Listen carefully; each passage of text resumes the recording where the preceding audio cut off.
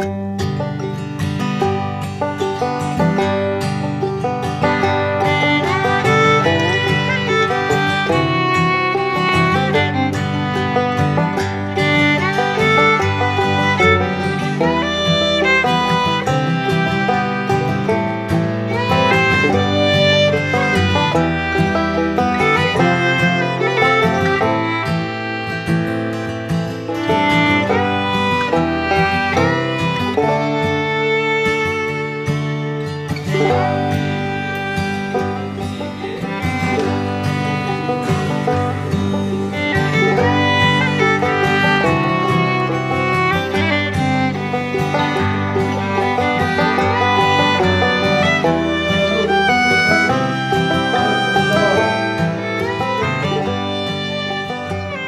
반갑습니다. 저는 그 농촌진흥청 원예원 채소과에서 이제 마늘 양파를 연구를 하다가 지금은 제가 사실 이제 공론수 중입니다. 그래서 2달 있으면 저도 이제 민간인 신분이에요. 이제 공직생활 30년 조금 넘게 하고 이제 그런데 그래서 제가 오늘 할 거는 이제 주화재배, 그 중에서 특히 이제 대서 위주로 할 건데, 혹시 여기 창녕에 갔다 오신 분? 창녕 다 갔죠. 다 가셨어요? 아니, 주화보러. 네, 주화보러. 주화보러 안 갔어요? 지금 아마 1, 2주 전쯤 제가 창녕에 다녀온 걸로 알고 있는데, 지금 오늘 이 교재보다도 제가 슬라이드를 몇 컷을 조금 더 넣어왔고요.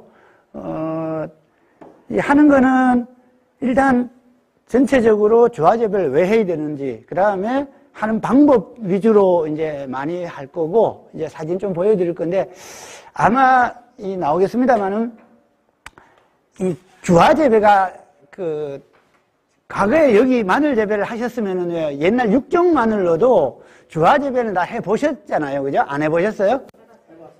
근데 지금 옛날 육종 마늘이랑 지금 대서 마늘이랑은 주화재배 스타일이 완전히 달라야 돼요. 이제 이 부분 때문에 사실 저희들도 굉장히 사실 우여곡절도 많았고 실패도 많이 했고요. 그래서 아직까지도 저는 이제 옛날 대서주화 우리 재래종처럼 완전하게 이게 정확하게 언제 어떻게 하라고 자신있게 말은 하기는 조금 힘들어요. 왜? 이게 만약에 가을에 어떤 파종 밀도라든지 이 제곱미터당 한 400에서 600립 정도 파종하면 된다 그러는데 어떤 해는 이게 발화가 잘 되고 어떤 해는 안 되고 여하튼 있는 게 아직까지도 사실 그거는 몇 년간 이렇게 쭉 해서 그 평균치를 낸다든지 이렇게 돼야 되는데 초창기다 보니까 이제 그런 부분은 조금 많이 시험 데이터는 왔다 갔다 하고 있는 거고 작년 가셨으면은 가신 분은 알겠지만도 대서주화가 지금 이제 이 3가지 방법으로 지금 연구가 되고 있어요. 하나는 이제 창녕에서 주로 하시는 방법인데, 조그마한 주화를 파종해서 바로 마늘 나오네. 하는 방법하고 지금, 이제 가을에 파종하되 통마늘, 그냥 봄에 파종하는 방법. 하여튼 여러 가지가 있으니까, 한번, 보시죠. 예? 이쁘죠, 사진? 네. 네, 제가 찍었습니다. 자, 그러니까, 지금 이거 같은 경우는, 이제 여기 대서품종이 아니고, 남도 마늘이에요, 이게. 남쪽에. 예. 근데 이 남도 마늘 주화가, 옛날 여러분들이 여기 육종 마늘 주화랑 크기가 같죠? 그러니까 방식이 똑같아요. 예. 똑같다고 보시면 돼요. 이제 크기만 조금 차이 날 뿐이지, 이제 주화하는 시스템은 이제 같다고 보시면 이제 그런 상황이고요. 자, 혹시 주화가 뭔지 모르시는 분은 없겠죠? 오늘 교육 왔는데. 아니, 왜 제가 이런 얘기를 하냐면은, 어디 가서 이제 마늘 강의 끝에 주화 재배를 잠깐 설명을 했는데, 강의 끝나고 난 뒤에 한 분이 주화가 뭐예요? 그러는 거예요. 그래서 내가 교육이 뭔가 문제가 있었구나. 그래서 이제 그 다음에 생각하는 게 이거죠. 예. 주화는 이제 다만 이제 여러분은 주화를 아니까 이거 설명할 필요는 없고, 이제 총포라는 얘기가 제가 할 수도 있어요. 총포라는 뭐냐 하면은, 이렇게 꼬투리째 자체를 이제 총포라고 얘기합니다. 저는 이제 그렇게 얘기하고, 또 하나는 이제 주화는 이제 이 알갱이들을 주화라고 얘기하는데, 제가 소립주화 또는 미숙주화를 얘기하려면은 이제 조그마한 거, 즉 마늘종을 정상적으로 마늘종을 꺾어서 이제 하면은 좀 크기가 적겠죠, 총포가. 그래서 적은 거를 이제 미리 꺾었다 해서 미숙주화라는 얘기도 하고, 크기가 적어서 소립주화라는 얘기도 하고, 그 다음에는 이제 수확할 때까지 돈 상태, 아까 그림에 보시다시피 그런 상태에서 둔 거를 이제 대립주화, 성숙해서 수확했다고 해서 이제 성숙주화. 이제 용어는 제가 아마 이렇게 설명을 드릴 겁니다. 그래서 오늘은 여러분들 다 아시는 내용들입니다. 하는 이유. 사실 씨마늘은 선생님들은 친환경 재배하니까, 친환경 재배하는 거는 씨마늘 값이 좀 싸나요? 아니, 여러분들 파는 거는 제가 어쨌든 단가가 세니까 이 사는 거는 일반 마늘을 사는 거잖아, 그죠? 그런 것 같으면 씨마늘 가격이 일반 농가보다는 부담이 적을 수도 있겠네요. 근데 근데 일반 농가들 같은 경우는 내가 5,000원에 팔면은 씨마늘은 6,000원, 7,000원에 사오거든요. 타 지역은 확실히 비싸니까. 이제 그래서 이제 그런 문제, 수량 문제, 하여튼 이런 거를 하나하나 한번 볼게요. 뭐 잘 아시다시피 이 마늘 같은 경우는 지금 종구 정식이 우리 벼 같은 경우는 하나를 심으면 거기서 종자가 몇 알 나오죠? 굉장히 많이 몇백 알이 나오는 걸로 알고 있어요. 그죠? 그 하나를 심어도 한 4-5개 가지가 뻗고 한 가지당 한 130-40개 열려도 몇백 개가 나오잖아요. 그런데 우리 마늘은 어때요? 이래인가? 이게야 육족 같은 경우는 한 5배 정도 보고, 못 쓰는 것도 있으니까 주화까지 써도 한 14배 이상은 보기 어렵다는 거죠. 그런 데다가 바이러스로 감퇴되고 있고, 그래서 지금까지 씨마늘을 이제 내가 재배하는 포장에서 좋은 거, 그리고 타 지역의 거, 그 다음에 주화 재배, 그 다음에 조직 배양하는 방법이 있었고, 이 지역 같은 경우는 이제 우리나라 품종을 재배하다 보니까 수입을 안 하는데, 남쪽의 난지역은 특히 대서라든지 이런 거는 수입을 굉장히 많이 했습니다. 지금도 하고 있고, 이제 그런 형태로 씨마늘을 생산을 했다는 거고요. 그러다 보니 이제 생산비도 많이 들고, 이제 수량도 증수를 해야 되겠고, 또 하나, 이거는 이제 주화 재배를 해서 재배해 보신 분의 얘기인데요.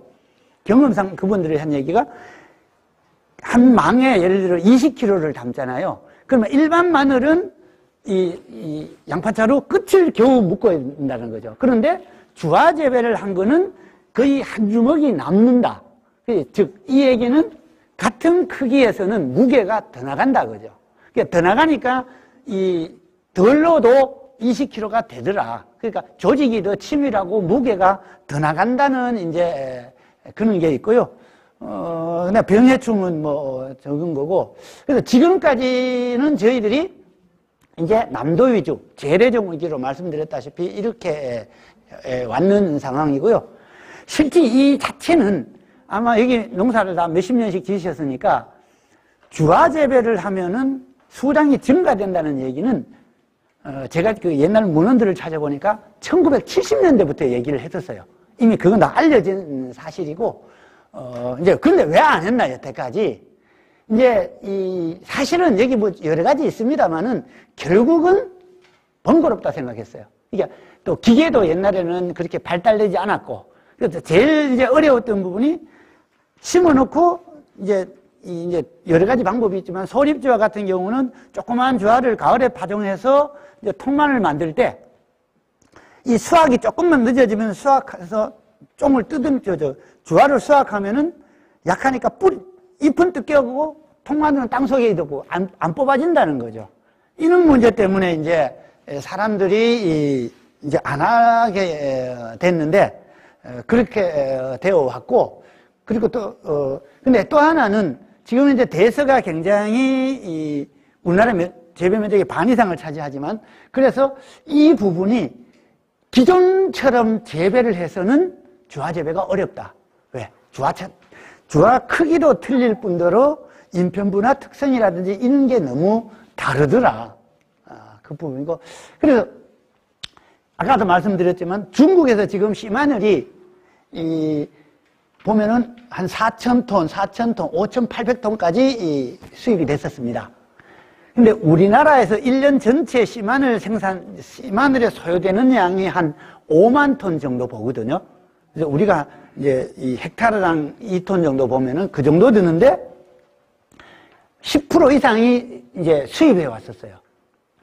근데 19년도는 수입이 없었습니다. 왜? 19년도는 마늘 가격이 굉장히 쌌어요. 그러니까 키로당 아마 일반 마늘 같은 경우는 2,800원, 그 다음엔가 2,200원, 막 2,000원대였거든요. 근데 그럼 왜 수입이 안 됐냐? 이 수입되는 단가가 키로당 한 3,000원쯤 돼요. 그러니까 우리나라 마늘이 너무 싸버리니까 사람들이 싸니까 기왕이면 뭐 마늘금도 싼데 비싼 종자 사오느니 그냥 내 거 심자 이래 돼버린 거예요. 성능을 떠나서. 그러다 보니 이제 수입이 줄었다. 그래서 아직까지도 많이 수입되고 있고, 지금 뭐 잘 아시다시피 쭉 계속 같은 마늘을 재배하면 수익이 주는데요. 이제 이 주화 재배를 계속 하면은, 계속 주화 재배를 누대를 하면은 점점 커지더라. 그 얘기고, 또 왜 커지느냐? 이제 이건 조금 이제 학술적인 얘기지만, 이게 그거를 해보면 마늘에는 이제 6가지 바이러스가 있는데요. 그 중에 보시면 이 감염 숫자가 우리 일반 인편에는 바이러스가 한 5, 6가지가 대부분이 감염이 돼요. 그런데 주화에는 한두 종밖에 안 되더라. 감염이 이제 3종, 4종 되더라도 농도가 적더라. 바이러스 감염되는 농도가. 이제 그렇게 해서 적고, 또 하나는 이 마늘 한 포기 한 포기를 봤을 때 주화 재배는 평균 1개가 이하로 바이러스가 걸리는데 일반 마늘 같은 경우는 평균 3.3개 종류의 바이러스가 걸리더라. 그만큼 많이 걸리더라. 이제 그 뜻이고요. 자, 이게 이제 뭐냐면, 자, 여기 이제 처음에 식물체고요. 다음에 주화 재배 한번 했을 때, 그 다음에 했을 때. 즉, 사람으로 따지면 할아버지, 아버지, 나. 그러니까 세대가 이렇게 한번 갈수록 잎이 짙어지는 게 보입니다. 근데 선생님들은 이 자료를 얻기가 힘들죠. 왜? 몽창 넘어가니까, 그죠? 근데 우리 같은 경우는 매년 주화 재배를 새로 하거든요. 그러니까 원래 한 거는 또 가고, 그 다음에 또 주화를 새로 따서 하고, 이러다 보니 이제 이런 데이터가 가능한데, 어쨌든 이만큼 잎의 엽록소가 많아지고 잎이 바이러스가 감염되더라는 것을 알 수가 있습니다. 그래서 그러면 수량 증가는 일반적으로 우리가 그 주화 재배를 하면은 한 17% 정도 증가한다고 되어 있습니다. 보통 한 번 딱 하면은. 그런데 한 번 하면은 17%인데 그거를 계속 재배하면은 나중에 한 25%까지도 늘더라, 수량이. 근데 저게 한없이 늘지는 않겠죠. 물론 어느 정도 가면은 이제 이렇게 옆으로 이제 수평으로 갈 건데, 의성 지역에 같은 경우, 사실 제 고향이 의성이거든요. 그래서 거기 같은 경우 이제 우리나라에서 주화 재배를 가장 많이 하는 데입니다. 마늘밭 옆에는 항상 이제 주화 포장이 같이 있는데, 그 같은 경우는 주화 재배 한 지가 한 4, 5년? 한 7세대, 8세대까지 가서 지금은 굉장히 많이 성능이 회복된 이제 그런 단계에 와 있습니다.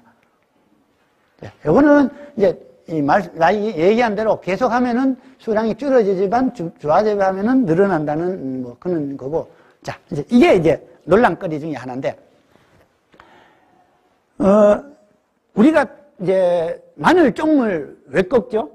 밑이 잘 들으라고 이제 쪽물 꺾잖아요. 그런데 주화 재배를 하면서 쪽물 끝까지 두라고 대부분 얘기합니다. 주화 재배를 하려면. 그러면 쪽물 끝까지 되면 수량이 15% 줄죠.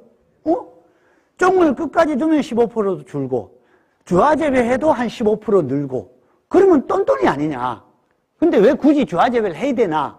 이렇게 생각할 수도 있어요. 그런데 이제 처음에 그 오해도 많이 합니다. 그런데 우리 주화재배를 하려면 밭 전체 주화를 다 남길 필요는 없다는 거죠. 이제 제가 이 교육을 이제 단양인가 어디 가서 이제 재래종 관련해서 하는데 이 얘기를 했더니 그분들은 이렇게 하면 안 된대요. 왜? 이렇게 남기면 너무 적게 남아서 자기네들은 어떻게 하느냐?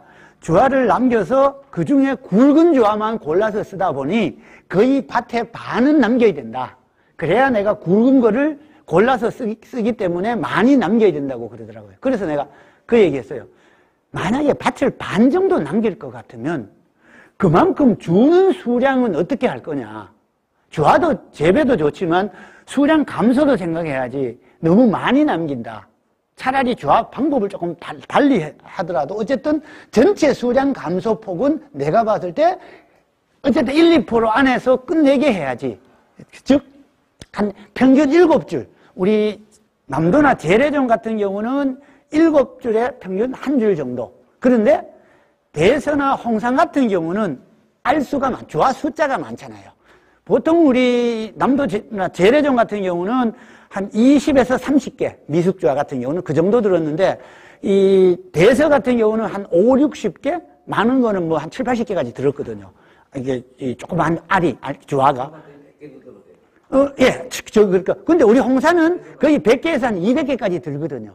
그래서 대세만은 많이 들면 한 100개 정도 뭐 이렇게 들 거예요. 그러니까 그만큼 숫자가 많으니까 줄수를 적게 남겨도 된다는 거죠. 그래서 저는 대서 같은 경우는 거의 10줄에 한 줄만 남겨도 그 한 줄로 다음에 내 밭 전체가 커버가 된다는 거죠. 이제 그런 거를 감안했을 때 전체적인 수량은 별로 감소가 안 된다. 이제 그렇게 보시면 되고요.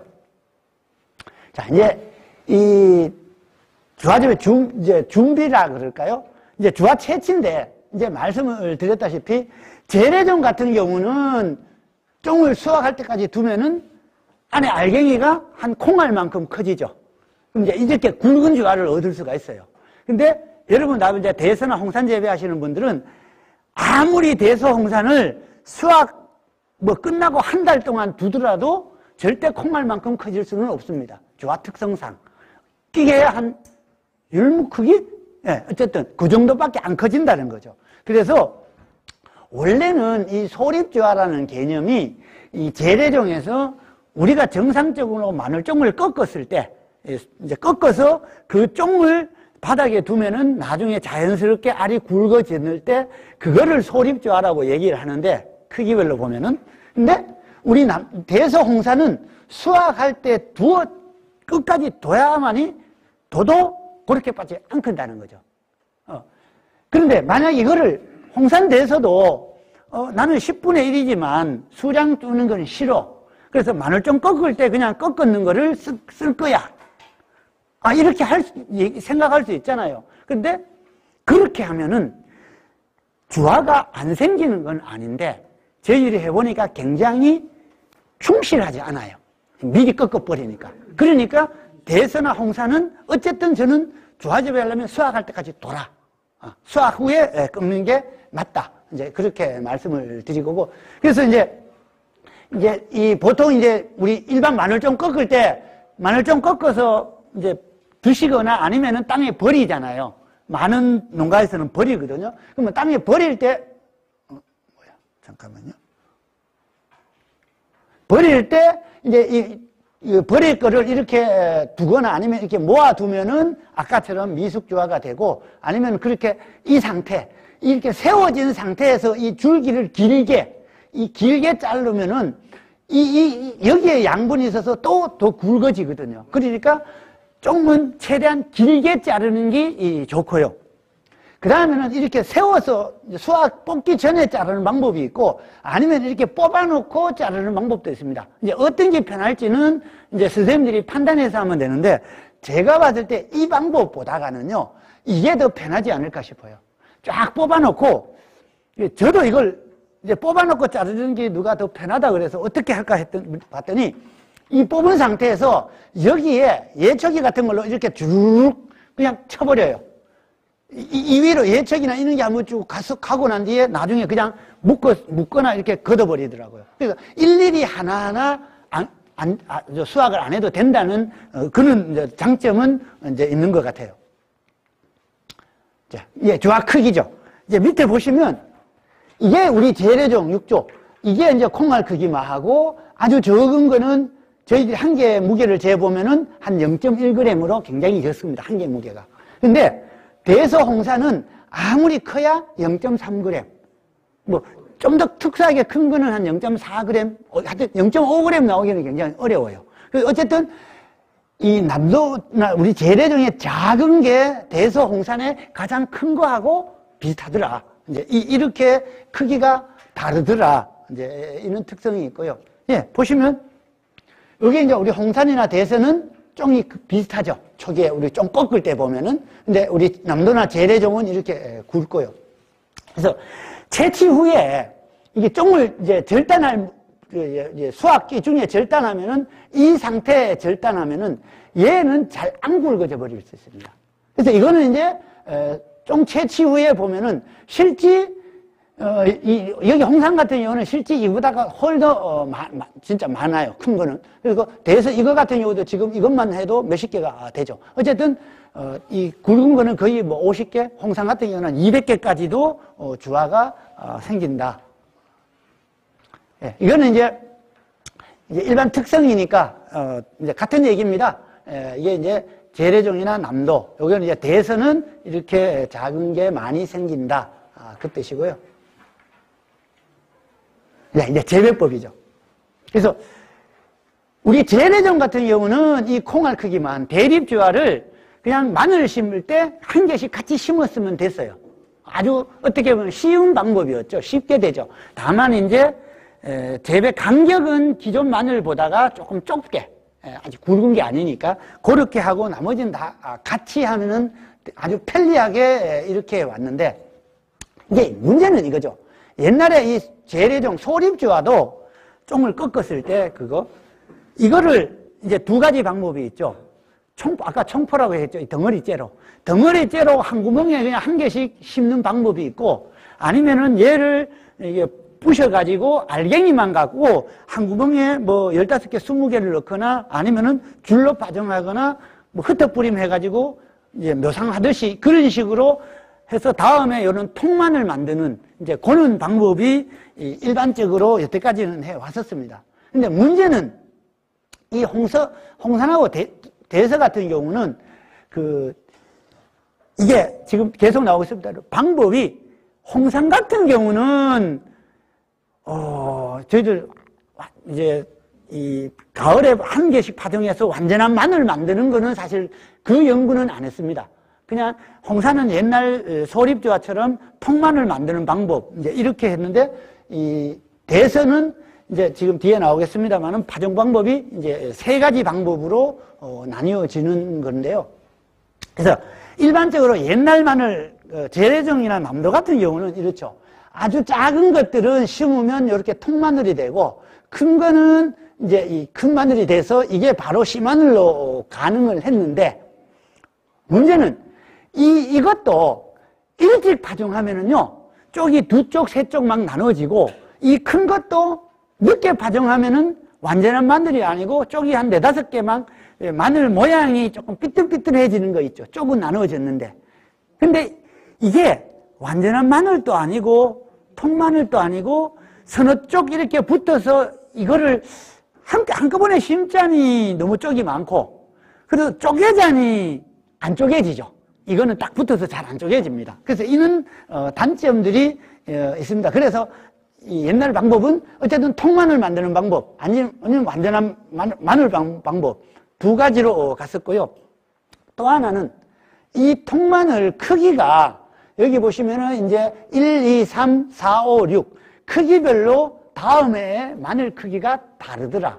그래서 가급적이면은 이 통마늘 만들 때 작은 게 아니고 한 5, 6g짜리 이렇게 굵은 통마늘, 우리 마늘 한 쪽처럼 굵은 걸 만들어야 다음 해에 마늘이 커지거든요. 그래서 가급적 통마늘로 할 때는 이렇게 큰 통마늘을 만드는 게 목표로 그렇게 해 왔었습니다. 예. 그래서 지금 옛날 같은 경우는 소립주화 하면 통마늘이 되고 다음에 인편이 되고요. 대립주화는 인편마늘이 되는데, 근데 여기서 다시 주화를 받을 수는 없어요. 왜? 이 대립주화, 콩알만한 주화도 마늘은 되지만 겨우 마늘이 되기 때문에 쫑까지 건사하기는 힘든다는 거죠. 그렇기 때문에 쫑은 빨리 잘라주는 게 맞고, 그 다음에 통마늘이나 우리 인편은 뭐 대립을 하든 소립을 하든 상관이 없었다. 이제 그 얘기입니다. 예, 대립주화 마늘은 이게 재래종의 육종 마늘에 대한 거니까 이거는 아까 앞서 말씀드린 대로 한 0.5g 이상, 한 개 크기가 최소한 0.5g 이상은 돼야 다음에 마늘이 된다는 거죠. 특히 여기는 좀 추운 지역이니까. 이제 나머지는 일반 재배 마늘하고 동일하다. 이렇게 보시면 되고, 이제 소립주화 같은 경우는 이제 우리 재래종 같은 경우는 이제 0.3g 이하짜리를 별도로 선별해서 이제 흩떡뿌림하거나 줄뿌림, 뭐 전파, 총포 파종 여러 가지 방법으로 지금까지 해왔다. 이렇게 보시면 되고, 그래서 요거는 이제 전체적인 과정이죠. 쫑을 만들어서 이렇게 여기 놓으면 수확할 때쯤 되면 이렇게 말라서 요거를 걷어다가 햇볕에 말리고, 이거 사실 이 상태에서 발로 부비면은 잘 부벼집니다. 근데 이제 이거를 주화 전문으로 하시는 분들은 양이 많잖아요. 그러면 청포를 이게 사람 손으로 하는 것도 한계가 있으니까 그 어떻게 하느냐? 그 쪽불리기 있죠. 마늘 쪽불리기에 넣어가지고 아주 그 좀 좁게 한 다음에 쪽불리기에 해버리니까 얘가 확 분쇄가 되더라는 거죠. 그래서 이제 이 풍구 작업만 하면 되니까 이제 아주 편하게 그렇게 할 수도 있습니다. 예, 이게 이제 대성 마늘인데 쫑을 이렇게 꺾어서 이렇게 두는 이제 이런 스타일이고요. 예, 저렇게 이제 뭐 소위 말하는 이제 쫑을 꺾어서 바닥에 두면 이제 저런 모양이 되죠. 예, 이거 이제 대서 주하고 예, 이런 식으로 되고요. 그래서 이렇게 쫑은 이제 꺾어서 저희들 같은 경우는 이제 이렇게 말리고 있습니다. 바닥에 깔고 위에 이제 차광망 오케이. 제가 이제 사진 찍으려고 잠시 걷어갖고 이제 찍은 거고요. 예, 이거는 이제 같은 방식으로 크게 확대하는 거고요. 그래서 이 부분인데, 이제 크기를 가급적이면 저는 조금 나누었으면 좋겠다는 생각 듭니다. 왜냐하면, 이 하다 보면은 크기가 작고 큰 게 몇 가지가 나오잖아요. 근데 그거를 이제 이 파종을 하면은 큰 거는 좀 더 잘못하면 굵어져 버리고 작은 것도 너무 짧아지니까 쫑을 제가 봤을 때 이게 뭡니까? 바구니에다가 철물점에 가서 그냥 이 철망을 사다가 요렇게 철사 칸 넓이로 이렇게 하면은 되거든요. 몇 개만 이렇게 하면 되니까 이런 방식으로 선별을 하거나 아니면 그것도 싫으면 그냥 한꺼번에 구별 없이 파종해도 되기는 합니다. 예. 저는 이제 소립주화로 사실 남쪽에서는 이렇게 파종 자체도 기계로 저희들은 하는 연구까지는 다 했습니다. 파종하고 차광망 덮어서 이렇게 올라오고 나중에 기계로 수확하고 이렇게 하는 방법인데, 그래서 이 수확도 이 트랙터로 기계로 이렇게 굴치를 하니까 편한데 이 사람 손으로는 너무 뽑는 게 어렵더라는 거죠. 이제 이 소립주화 같은 경우는. 그래서 그 다음 한 게 이 청포. 아까 그 꼬투리째로 이제 심는 방법인데요. 그래서 꼬투리째로 심으면은 이제 이렇게 나오고, 이제 조합 파종 방법은 모아 심기, 그 다음에 흩떡 뿌림, 이렇게 줄 뿌림. 뭐 편한 대로 이렇게 하시면 됩니다. 나만 더워요? 떠들어서 덥나?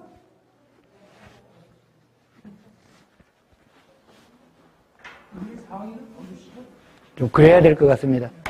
오, 제가 사실 짧은 팔을 입고 왔는데도 불구하고 지금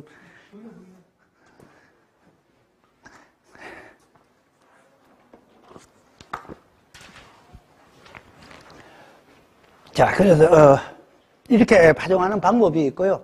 자, 이제, 아까 사실 이 통마늘 만들 때는 이 식물체 지상부가 어리거든요. 이걸 손으로 뽑으면 뜯겨버린다는 거죠. 그래서 그걸 어떻게 좀 쉽게 할 수 있는 방법이 없을까 싶어서 이런 식으로 그물망 위에서 재배를 하면은 이렇게 나중에 붙으니까 이 그물망을 걷어다가 창고에 넣어놨다가 조용할 때 이렇게 수확해도 된다는 거죠. 그렇지 않으면 일반 아까 그 노지에서 그냥 이렇게 하면은 이게 수확기가 되면 빨리 수확을 해야 되잖아요. 왜냐? 다음 작물이 들어가거나 아니면 장마가 오면 안 되니까. 그래서 그런 방법을 탈피할 수 있는 방법 중에 하나가 이렇게 그물망 재배인데요. 그물망 재배하는 방법은 이제 이렇게 씁니다. 그물망을 깔고요. 모기장 같은 경우 이거를 깔고 이 위에 씨앗을 뿌려요. 보통 제곱미터당 한 400에서 600개 뭐 그 정도. 그러면 무게로 따지면 한 20g쯤 되나요? 뭐 그 정도. 어쨌든 이렇게 뿌리고 그 다음에 이렇게 흙을 덮고 이제 물을 주면은 이렇게 싹이 올라오죠. 그러면서 뿌리는 모기장에 물 통해서 이제 뿌리를 박으니까 나중에 여기 보면은 지금 이 모기장이 여기 보이죠. 이렇게 흙을 덮여서 이렇게 자라는 모습을 볼 수가 있고요. 예, 이거는 시험장에서 했는 건데 사실 늦었죠. 이게 수확이 너무 늦은 상태예요. 잎이 이렇게 다 마르도록 기다리면 원래 안 되는 거거든요. 미리 뜯어야 되는데 저희들도 바쁘니까 이거는 이제 늦게 수확하는 이런 케이스고요. 그래서 보면은 이렇게 이제 다 이제 뿌리가 이제 붙어 있는 이게 이제 위에서 뿌리. 아까 사진은 이게 이제 그 지상부를 들춘 거고 이거는 위에서 자연스러운 모습이죠. 이게 구가 땅으로 박혀 있으니까 이걸 뽑으면은 자연적으로 이렇게 되고 그래서 이런 방식으로 이것도 이제 아마 그 그물망 재배했는 여기 보시면은 그물망이 보이죠. 예, 그물망 실제 농가에서 한 거고요. 요거는 그래서 나중에 이제 시간이 있을 때 이거는 왜?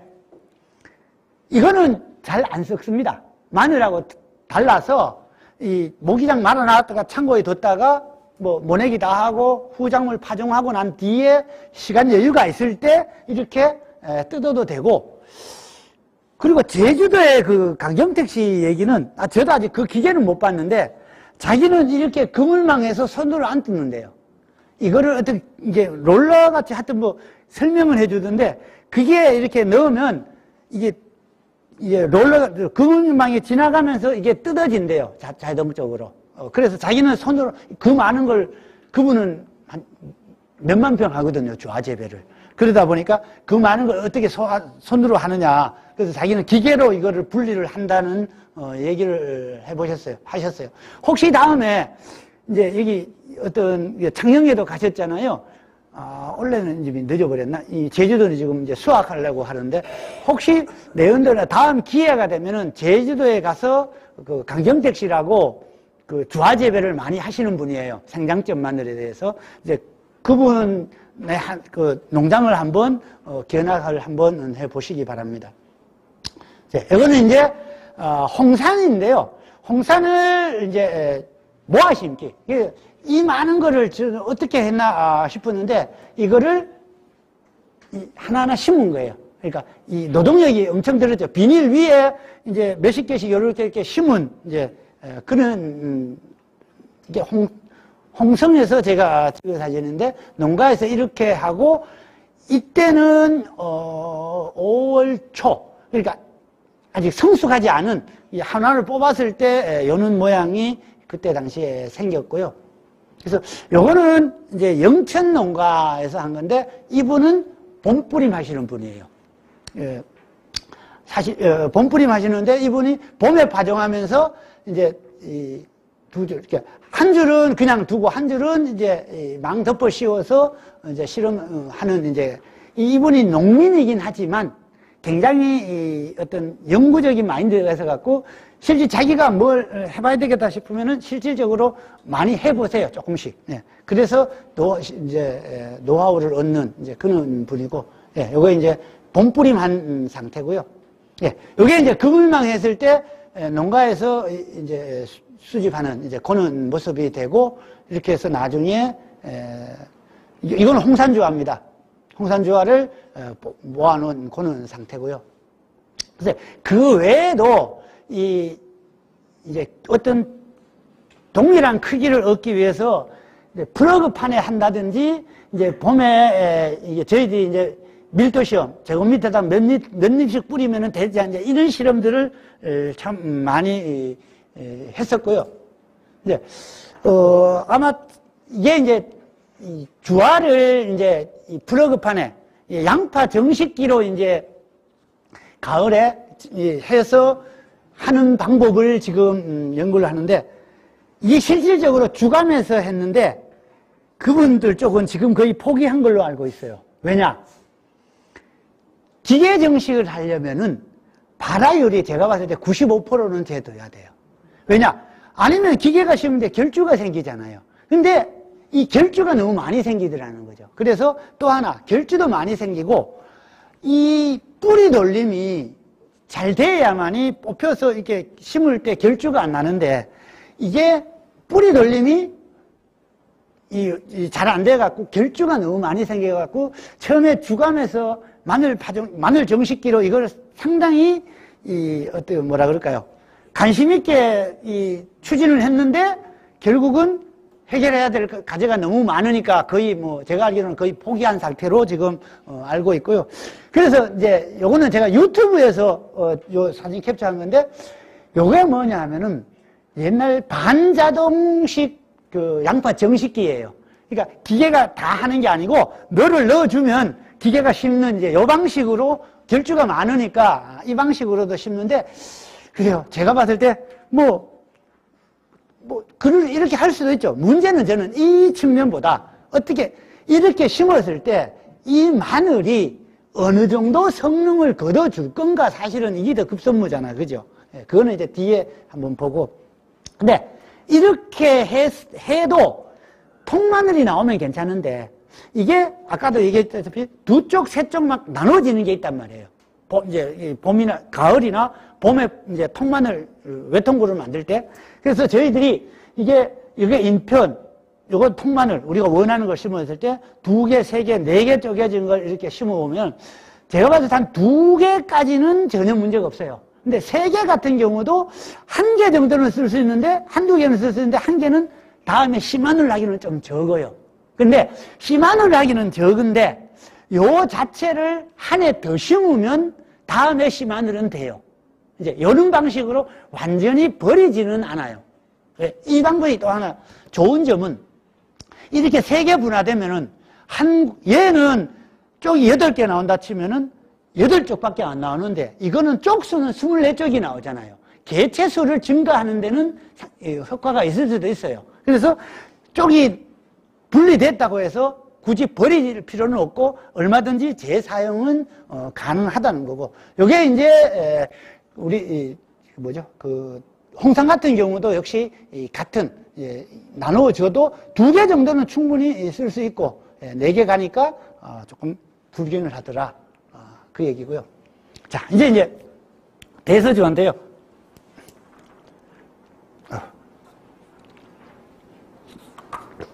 지금 몇 시에요? 시계가 없으니까. 하여튼 1시 45분. 예, 진행하겠습니다. 일단 일찍 마치면 질문 많이 하고 그러죠. 자, 지금 대설품종이 이제 어려운 이유, 일단 여태까지 얘기했습니다만은 대립주화 생산이 곤란하고, 주화 크기가 적어서 당년에 바로 씨마늘 크기로 되기가 어렵다.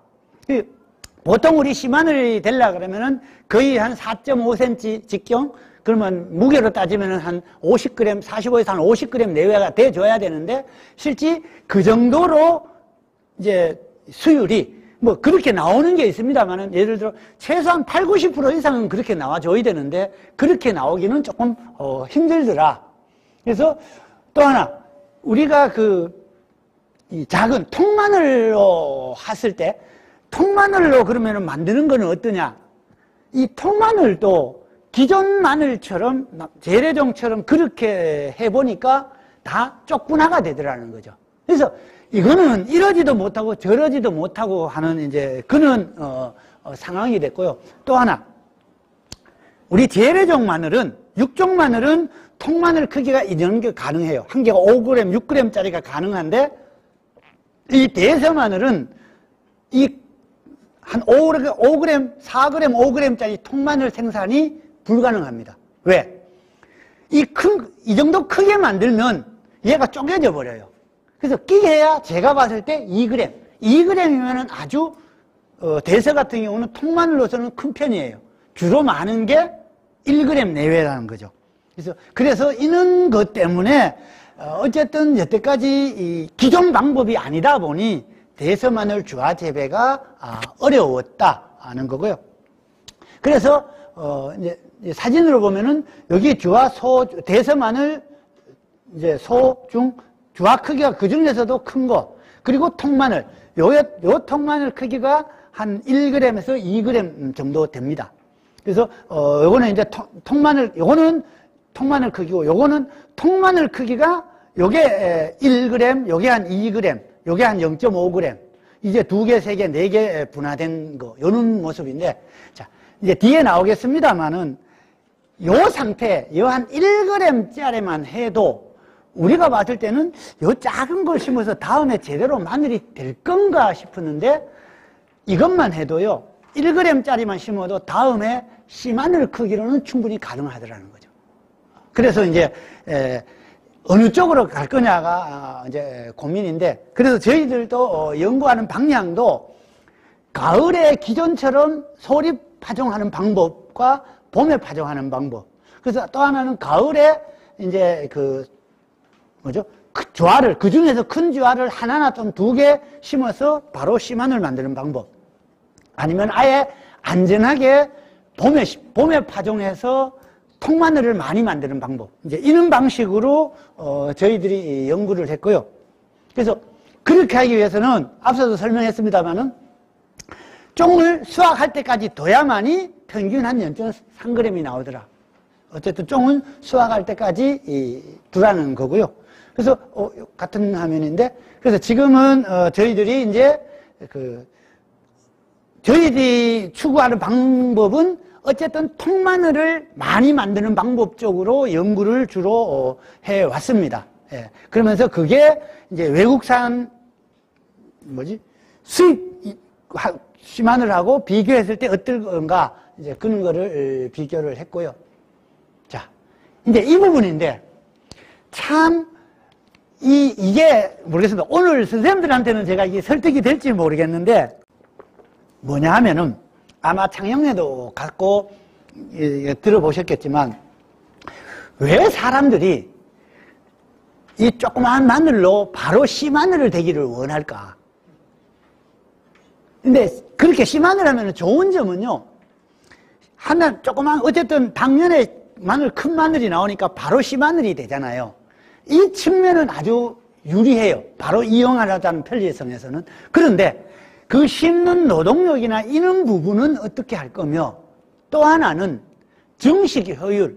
예를 들어 이제 이 부분이거든요.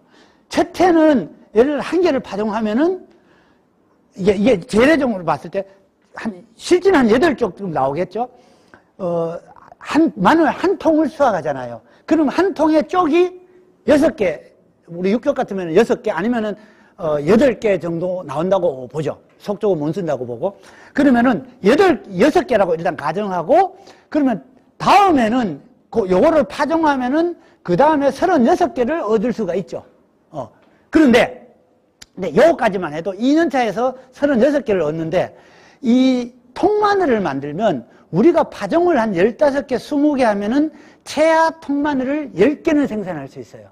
그런데 이 10개를 생산하면은 그 다음에 통마늘을 심으면 마늘이 10통 나와요.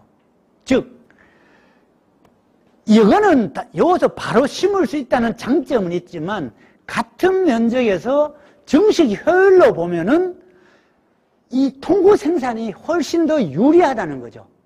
근데 이 부분을 근데 처음에는 이제, 내연에 바로 씨마늘 나오는 거랑 2년 후에 씨마늘 나오는 거랑 그 1년을 제가 봤을 때 못 기다려주는 게 아닌가 싶어요. 그래서 1년만 기다려주면은 더 효과적인데, 이런 부분을 좀 못 참지 않나, 이런 생각이 들어서. 그래서 제가 이거는 한번 이건 어제 저녁에 제가 어떻게 하면은 좀 쉽게 할 수 있을까 싶어서 이렇게 만들어 봤어요. 그러니까 하나에서 마늘 1통이 되고 마늘 6통이 되는데, 예를 들어 이 작은 거를 통마늘 9개만 생산된다 해도 다음에는 마늘이 9통 나오더라고요. 그죠? 그래서 웬만하면은 저는 여러 가지 앞으로 기계화라든지 이런 방법상 이 방법이 특히 여기는 추운 지역이니까 조그마한 주화를 파종해서 하는 것보다는 생육기간이 짧기 때문에 이 방법이 유리하지 않을까 하는 생각은 들어요. 그래서 들고, 다음에 이제 작년에 이제 여러분들이 작년에 가서 이제 보고 오셨던 방법, 작년에 씨마늘 크게 하는 방법은 사실 말씀드렸다시피 작은 거 한두 개 심어서 바로 마늘을 생산하고, 이거는 좋습니다. 다만 씨마늘로 크게 하기가 적고 또 수량이 적다는 거죠. 그래서 아마 합천이나 창녕에서 하시는 분이 요걸 씨마늘 작은 걸 생산해서 판매를 하는데, 예를 들어 센터에서 보조금, 이게 판매는 합천 같은 경우는 내가 알기로 내가 10만 원 받으면 20kg 한 망에 20kg인지 10kg인지 한 망에 10만 원 받으면 10만 원은 군에서 보조해 주는 걸로 알고 있어요. 근데 보조를 안 해주면은 안 하겠대요. 근데 보조를 받아갖고 하는 것들은 저는 아니라고 보거든요. 그래서 어쨌든 이제 그런 문제. 그래서, 파종하는 이제 완전히 기계화가 되지 않으면 이 파종하고 이런 게 노동력이 많이 들고 또 생산된 마늘이 균일하지 않을 수 있어요. 왜? 빨리 올라오고 늦게 올라오는 그 차이 때문에 굉장히 불균일하다는 거. 근데 왜 그러면 농민들이 이걸 원하느냐? 앞서 제가 말씀을 드렸다시피 바로 당년에 사용해서 2년에 걸쳐 하는 거는 싫다는 거죠. 제가 봤을 때. 말씀을 드렸으니까 여기서 넘어가고. 그래서 저희들 실험을 해봤는데, 해보면 인편이 평균 이제 48g 정도 나오는 것 같으면 주화로 했는 거는 한 30g대. 9월 하순에 파종. 이건 하우스에서 재배했을 때 이렇게 조금 크게 나오고요. 노지에서 했을 때는 이제 부직벌을 씌우고 하면은 이제 9월에 일찍 파종한 거는 조금 이제 30g까지가 나오고요. 예. 요거는 같은 그림이 또 나왔네. 이제 크기별로 보면은 아주 또 빨리 파종한 거는 30g 또 후반대가 나오기는 하는데, 문제는 이 비율이 4.5cm 이상 되는 비율이 한 70%가 채 안 나오더라. 그럼 나머지 30%는 어떻게 할 거냐. 이제 이런 부분이 문제가 되겠죠. 그래서 아마 그 포장을 보셨으면은 실제 인편 재배한 거는 이렇게 잘하는데, 주화 재배, 물론 이제 정식을 기계 정식해서 아주 육멸해서 심는 것 같으면 몰라도 노지에 바로 파종했다 그러면 이게 불균일할 뿐더러, 여기도 보면 지금 결주가 많이 보이잖아요. 이는 결주가 많이 생기고 식물체도 조금 자체적으로 불균일한 이런 문제가 많이 생기고, 그러다 보니 여기 보시면은 어때요? 이게 이제 인편이 돼, 나머지는 이렇게 불균일한 게 많더라는 거죠. 그러다 보니 쪽도 어떤 거는 정말 인편처럼 제대로 나눠진 거 있는 반면에 쪽이 3개, 4개, 5개 나눠지는 게 불균일하더라. 그래서 또 하나, 지금 창녕도 아마 이게 그분 같은 경우는 이게 보온을 철저하게 할 거예요. 근데 이거는 합천에서 제가 찍은 사진인데, 보시면은 이분 같은 경우는 이제 보온을 안 하고 심다 보니까 이렇게 어린 상태에서 한 해는 겨울에 거의 90%가 죽어버렸어요. 이런 부분. 그러니까 지금 그렇지 않아도 날씨가 극저온이 한두 번씩 와서 멀쩡한 마늘도 지금 얼어 죽는 판인데, 얘는 더 얼어 죽을 가능성이 있다는 거죠. 이제 이런 부분. 그래서 이게 이제 파종해서 이게 하면은 이제 하여튼 지금 여러분들은 잠깐 이건 한번 여쭤봐야 되겠다. 주화 재배는 제철제 칠 수 있어요?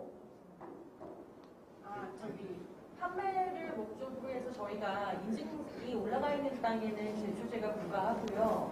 예를 들어서 일반 포장에서 재배를 한다 하면 이거 제 얘기는 이 제초제 쳐서 생산된 씨마늘을 다음에 이제 친환경 재배하는 데는 문제가 없나요? 현실적으로는 그래요. 그러면 또 다행이에요. 만약에 주화조차도 친환경을 해야 되는 것 같으면 이 풀을 어떻게 감당할 거냐. 이제 이 부분, 원래는 제초제를 쳐버리면은, 좀 낫거든요. 근데 이제 이런 부분, 예, 아까 사진 보셨듯이 여기 보면 결주가 많죠. 이제 이런 부분, 예, 이것도 보여드렸던 사진이니까. 제초제가 문제야. 예? 제초제가 문제. 그러니까. 근데 일반 땅에서 재배하면 괜찮다면서요. 근데 그런 것 같으면 조금 다르지. 근데 선생님들은 다 친환경 포장만 갖고 있잖아. 그죠? 이제 이게 또 문제인 거죠. 일부 그러면 일반 포장을 갖고 있어야 되는 게 또 문제가 되는 거죠. 자, 그래서 이제 여는 문제가 있고, 두 번째는 이제 봄에 파종하는 방법. 우리가 주화는 다 여태까지는 가을에만 파종해야 되는 줄 알았어요.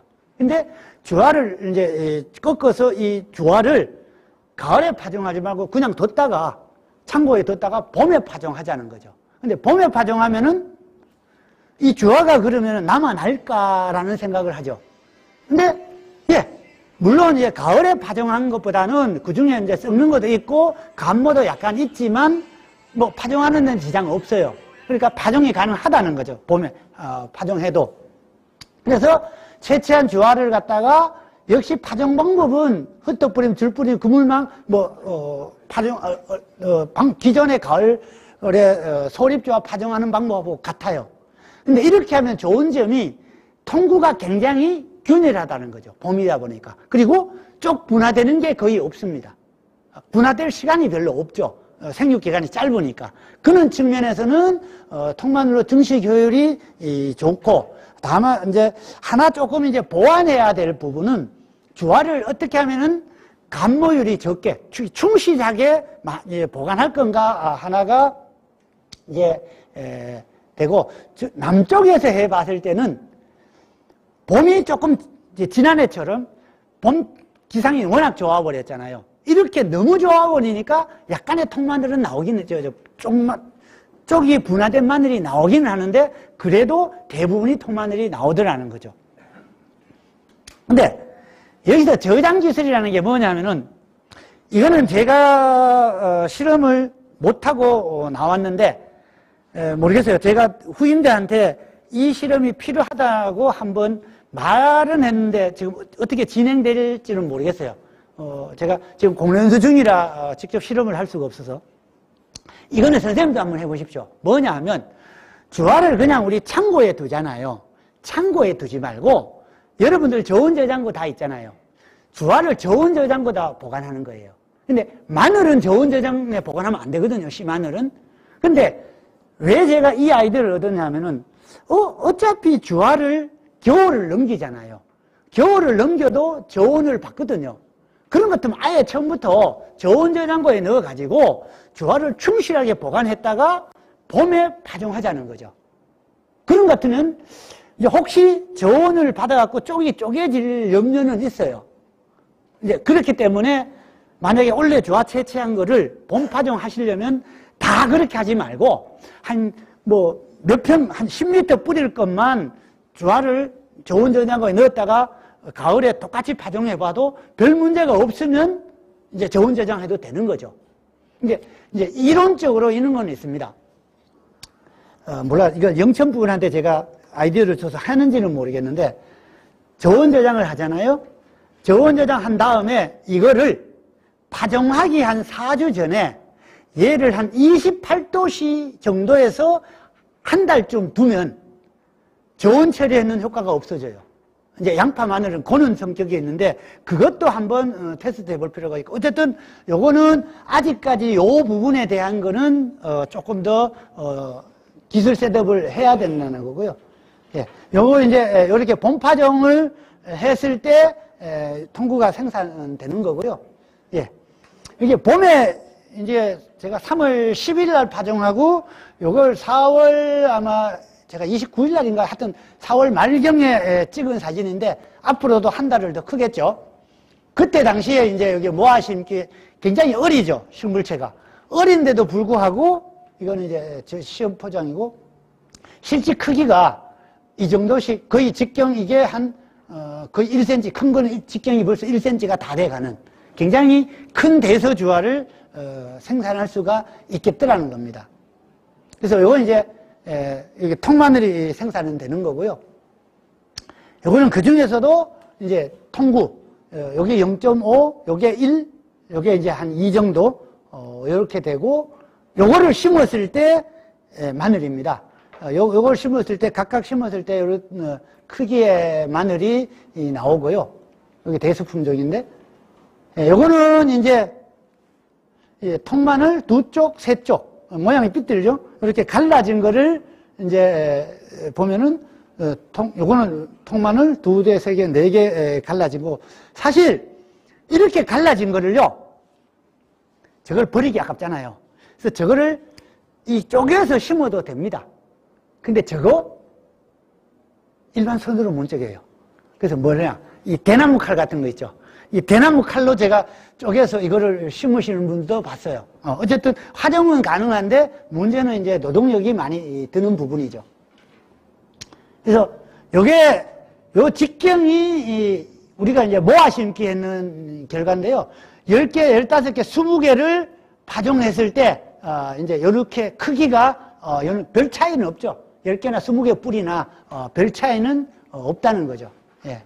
그래서 크기가 대중소 요렇게 나오고, 요게 이제 1g짜리, 2g짜리, 3g, 예. 4g짜리 통마늘은 없다고 보시면 돼요. 대부분이 1g 미만이거나 1에서 2g 사이, 요게 많이 나온다는 겁니다. 예, 이건 아까 분구는 나왔으니까. 자, 여기 이제 영천 농가인데요. 뭐냐면은, 요가 어때요? 요쪽하고, 요걸 봐서 요쪽하고 식물체 크기가 다르죠? 혹시 느껴지십니까? 예, 약간 달라요. 그죠? 요게 뭐냐면은, 1g짜리 있죠? 그 통마늘. 1g짜리, 그거를 여기다가 심었는데, 이분이 얼마나 심냐면, 제식거리를 10 곱하기 10cm로 심어요. 그러니까 작은 거니까, 큰 마늘이, 겨우 이걸 심으면 다음에 씨마늘 크기 정도 나오니까, 굳이 넓게 심을 필요가 없다는 거죠. 그래서 10에 10cm로 심으니까, 일반 마늘보다도 수량이 거의 배가 나오죠. 개체수로 봤을 때는. 이제 그 정도로 많이 나오고, 그 다음에 여기서 생산된 마늘을 다음에 넘어가는 다음 세대. 그러니까 그 전년도에 여기 심었던 마늘이 열로 간 겁니다. 그러니까 이거는 정상적인 마늘이에요. 그래서 이 마늘을 바로 농가에 팔거나 아니면 한 번 더 재배해서 팔거나 씨마늘로만 파는 거예요. 이분 같은 경우는 봉파정인데 그 경산에서 하시는데, 혹시 시간 되면 이분도 한번 견학 가면은 본파종 하려면은 이분한테 견학하는 게 가장 좋은 스타일이고요. 요게 이제 10에 10cm로 심어놓은 마늘입니다. 근데 이 정도 크기의 마늘이면은 충분히 다음에 씨마늘 하는데 전혀 문제 없을 정도가 된다는 거죠. 예. 그래서 요거는 이제 제가 실험했던 데이터들인데요. 주로 이제 본파종 하거나 이런 실험들인데, 요거는 이제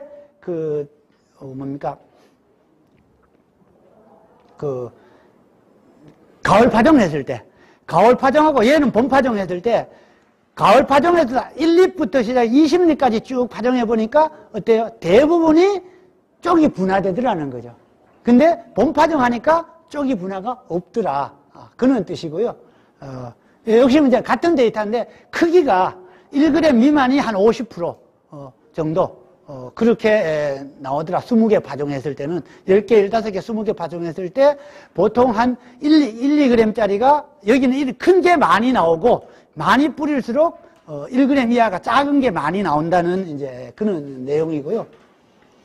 요거는 1g짜리, 요거는 대서주화를 크기별로 나눠서, 요게 0.3, 0.2, 0.1g. 제가 아까 그물망으로 크기별로 나누라 그랬잖아요. 나누면 좋은 점이 이제 큰 거는 크게대로 따로 파종하고 혼합해서 파종 안 하지 말고 따로 파종하면은 제식 간격이라든지 파종 밀도라든지 이런 거를 조절할 수가 있다는 거죠. 네, 이거는 이제 주화 크기 대중소로 했을 때 통마늘이 생산되는 거고요. 이거는 이제 우리 주화 크기, 주화가 1g짜리, 2g짜리, 1, 2g짜리, 2g짜리를 했을 때 마늘이 우리 인편은 보통 씹으면 한 60g. 주화 아까 그 1g짜리하고 인편 한 4, 5g짜리, 5g짜리하고 별로 수량 차이가 없다는 거죠. 다음에.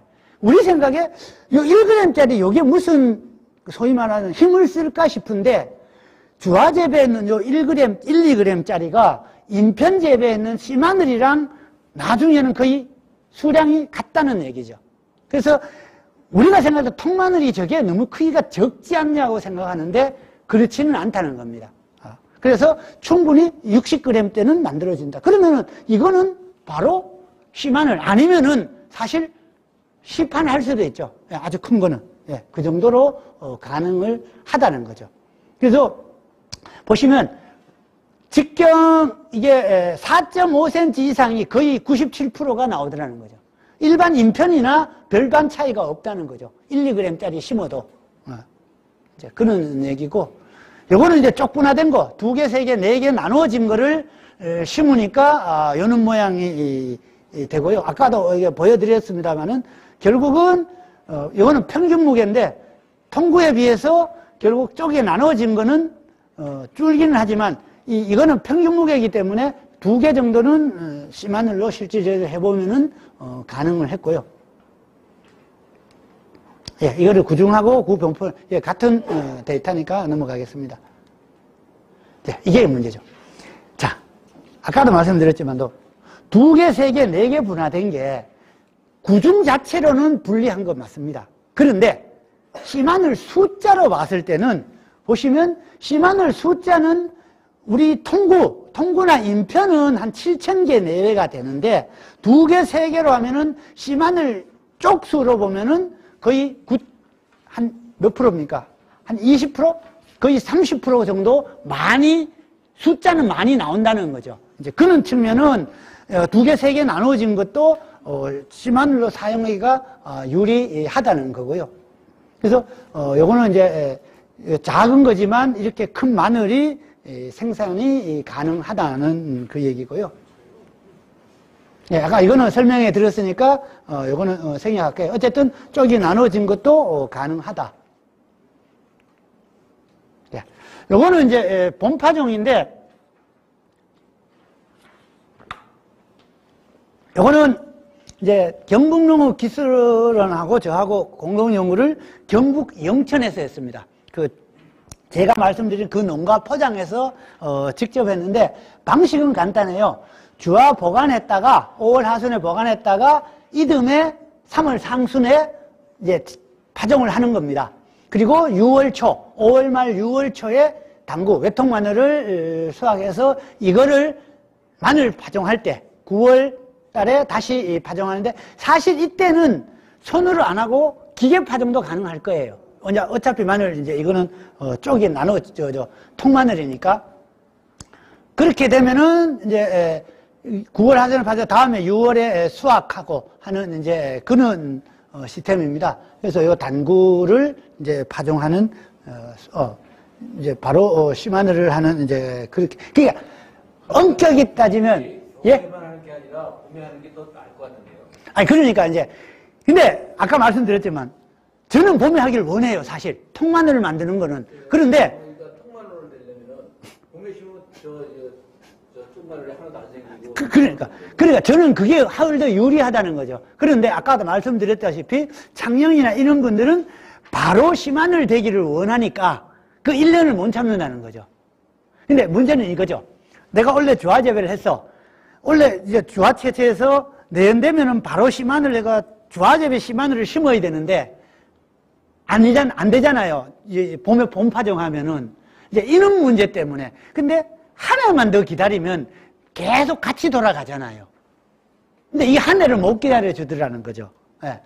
자, 어떻게 이렇게 해서 이제 전체 그림을 보면은 이제 주화를 선별하고 이제 소독하고 파종을 한 제곱미터당 1 곱하기 1m에 한 400에서 600개를 파종해서 이제 이렇게 줄 뿌림해도 되고 아니면은 사실 후택 뿌림해도 됩니다. 이거는 이렇게 파종해서 간수하고 하면은 이런 식으로 된다는 거죠. 이거는 뭐 이제 시스템상으로 이렇게 나오는 거니까 이런 방식으로 하면은 제가 데이터가 어떻게 나오냐면은 수확 주율도 본파종 했는 게 수확 주율은 조금 이제 떨어지는데 단구 형성률이 99.8%라는 거죠. 굉장히 높다는 거죠. 통마늘이 거의 안 생기는데 가을에 파종하면 어때요?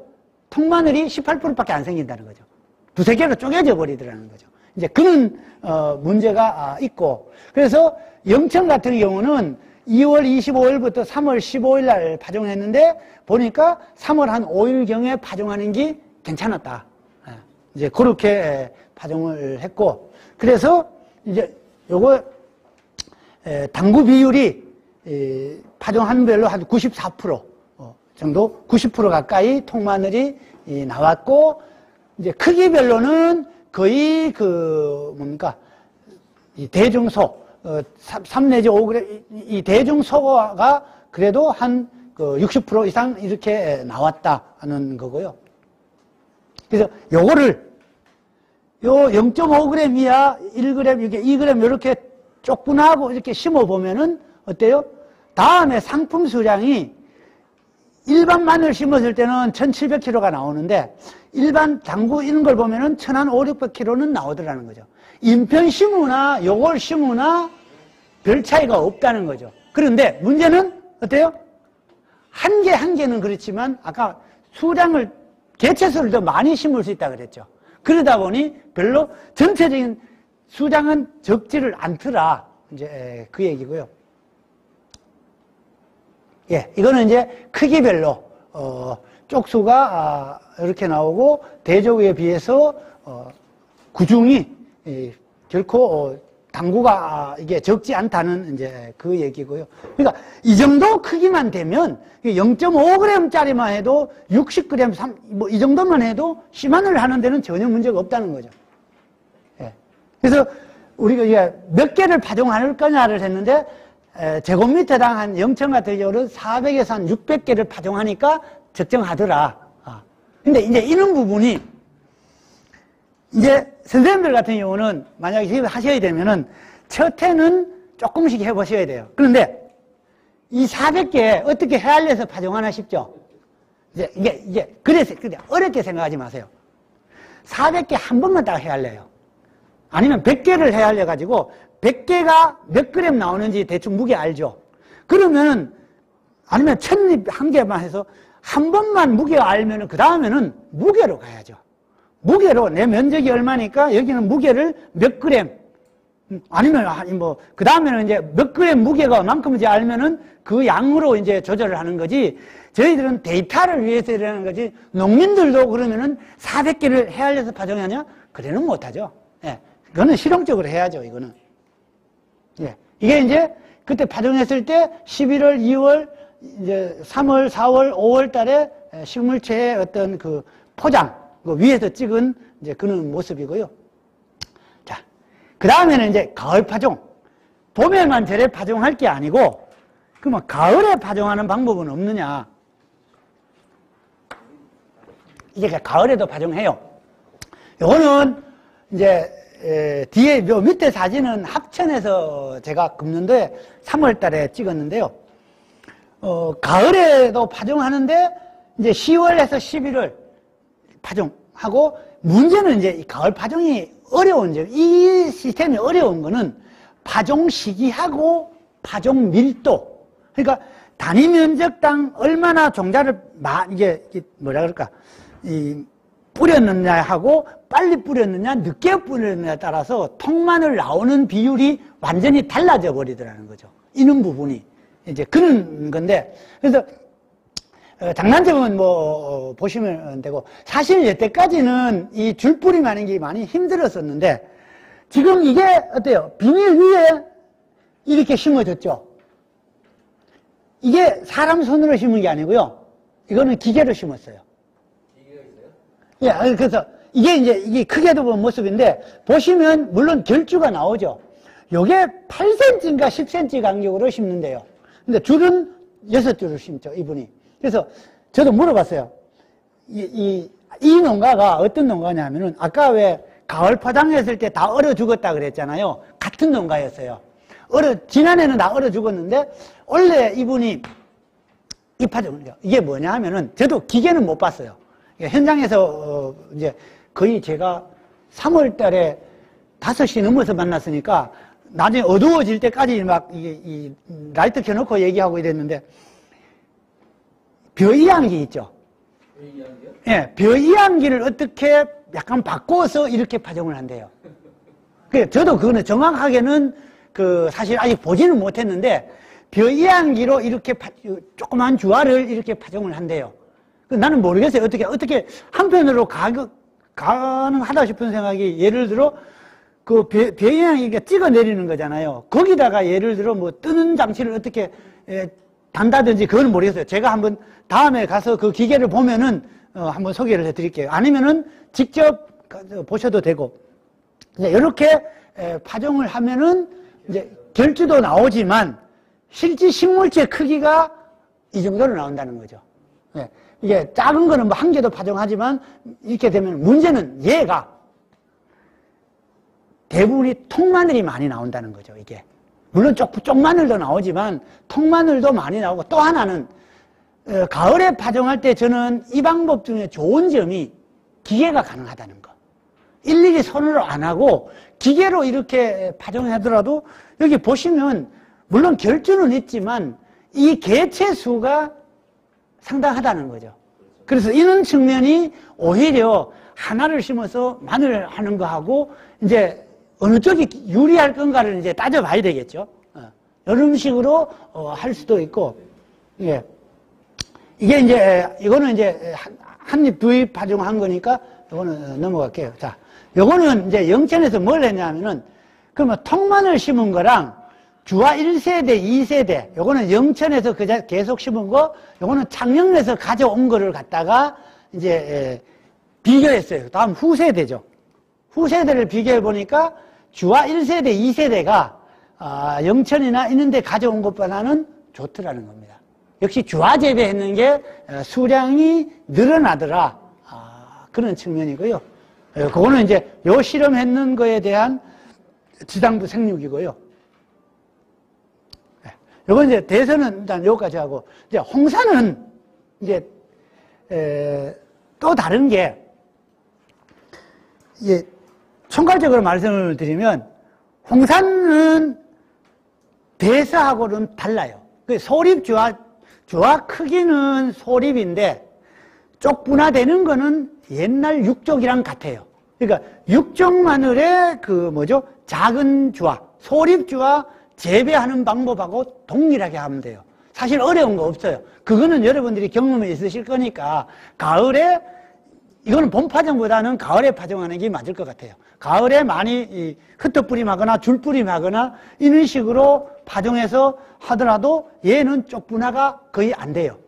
대사하고는 달라요. 그래서 사실 이거는 뭐 특별한 기술이 있는 건 아닌 것 같고, 다만 이 소립 쫑을 끝까지, 이것도 역시 쫑을 끝까지 둬야 되는데, 그랬을 경우 마늘 통 주는 게요, 일반 대서보다 훨 많이 줄어요. 거의 일반 대서 같은 경우는 예를 들어 뭐 한 15% 요래 준다 그러면 우리 홍사는 거의 반이 준다고 보시면 돼요. 그 쫑을 끝까지 두면은 밑에 마늘은 형편없어요. 그래서 그걸 계속 하려면은 저희들은 어떻게 하냐면은 한 해 쫑을 꺾었잖아요. 그럼 그 마늘은 다음에 쫑을 빨리 꺾어서 세력을 회복시켜요. 회복시킨 다음에 1년 건너씩 쫑을 수확하는 이제 그런 방식으로 쓰고 있는데, 어쨌든 채취하는 방법은 이제 그런데, 자, 이걸 이제 저희들이 우리 무항 같은 경우는 6월 10일 이후로 수확을 하거든요. 그때까지 한 거는 이렇게 좀 크고 충실한데 미리 꺾어 놓으면은 이렇게 크기가 적어져 버려요. 예. 그리고 이거는 이 마늘쫑 길이를, 요 쫑 길이를 10cm, 20cm, 30cm, 30cm 이상으로 해봤을 때 이렇게 형편없다는 거죠. 즉, 정상적으로 마늘쫑을 꺾어서 땅에 두면은 이런 모양이 돼버린다는 거죠. 그래서 홍사는 대서보다도 더 하여튼 늦게 수확을 해야 한다, 쫑을. 이제, 그래서 저희들이 어떻게 하면은 대서하고 홍산 주화를 좀 더 굵게 만들 수 있을까, 이거를 해봤는데요. 그래서 여기 수확 시기별로 이제 했는 거는 말씀을 드렸고, 어떤 실험까지 해봤냐면은 이게 물, 그냥 아무것도 안 하는 거랑 하이퍼넥스 영양제 넣어놓고 그냥 물에 담궈갖고 이렇게 한번 해봤어요. 이 마늘쫑을 길게 꺾어서. 근데 이렇게 하면은 효과는 있어요. 주화는 더 굵어졌어요.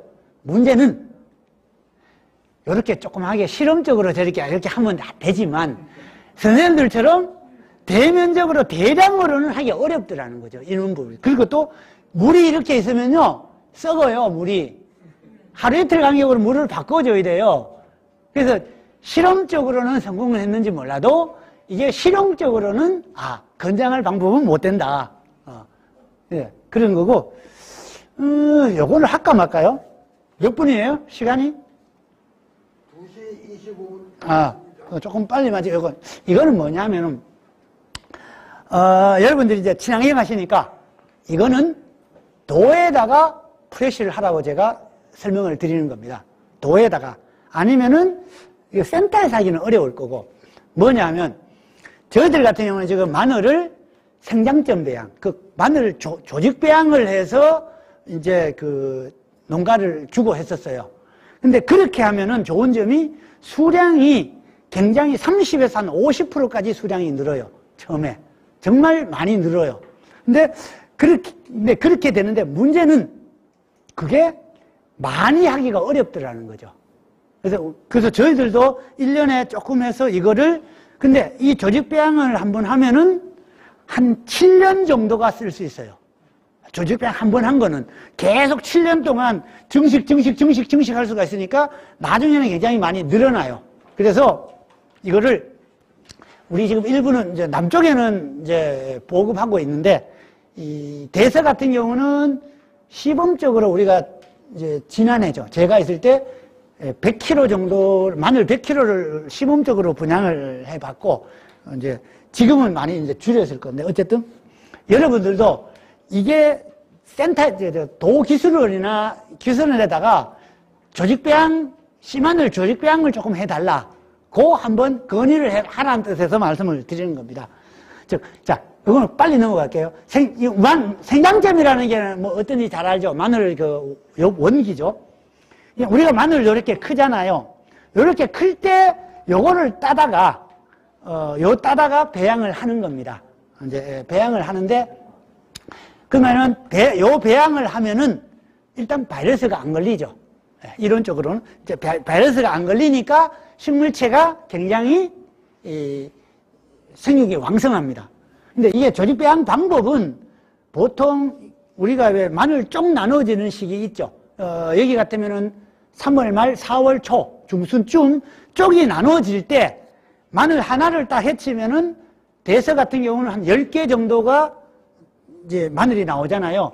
그 마늘 생장점을 이렇게 하면은 3, 4월에 요거를 하면은 이듬해 9월 달에 요는 조그마한 마늘이 나옵니다.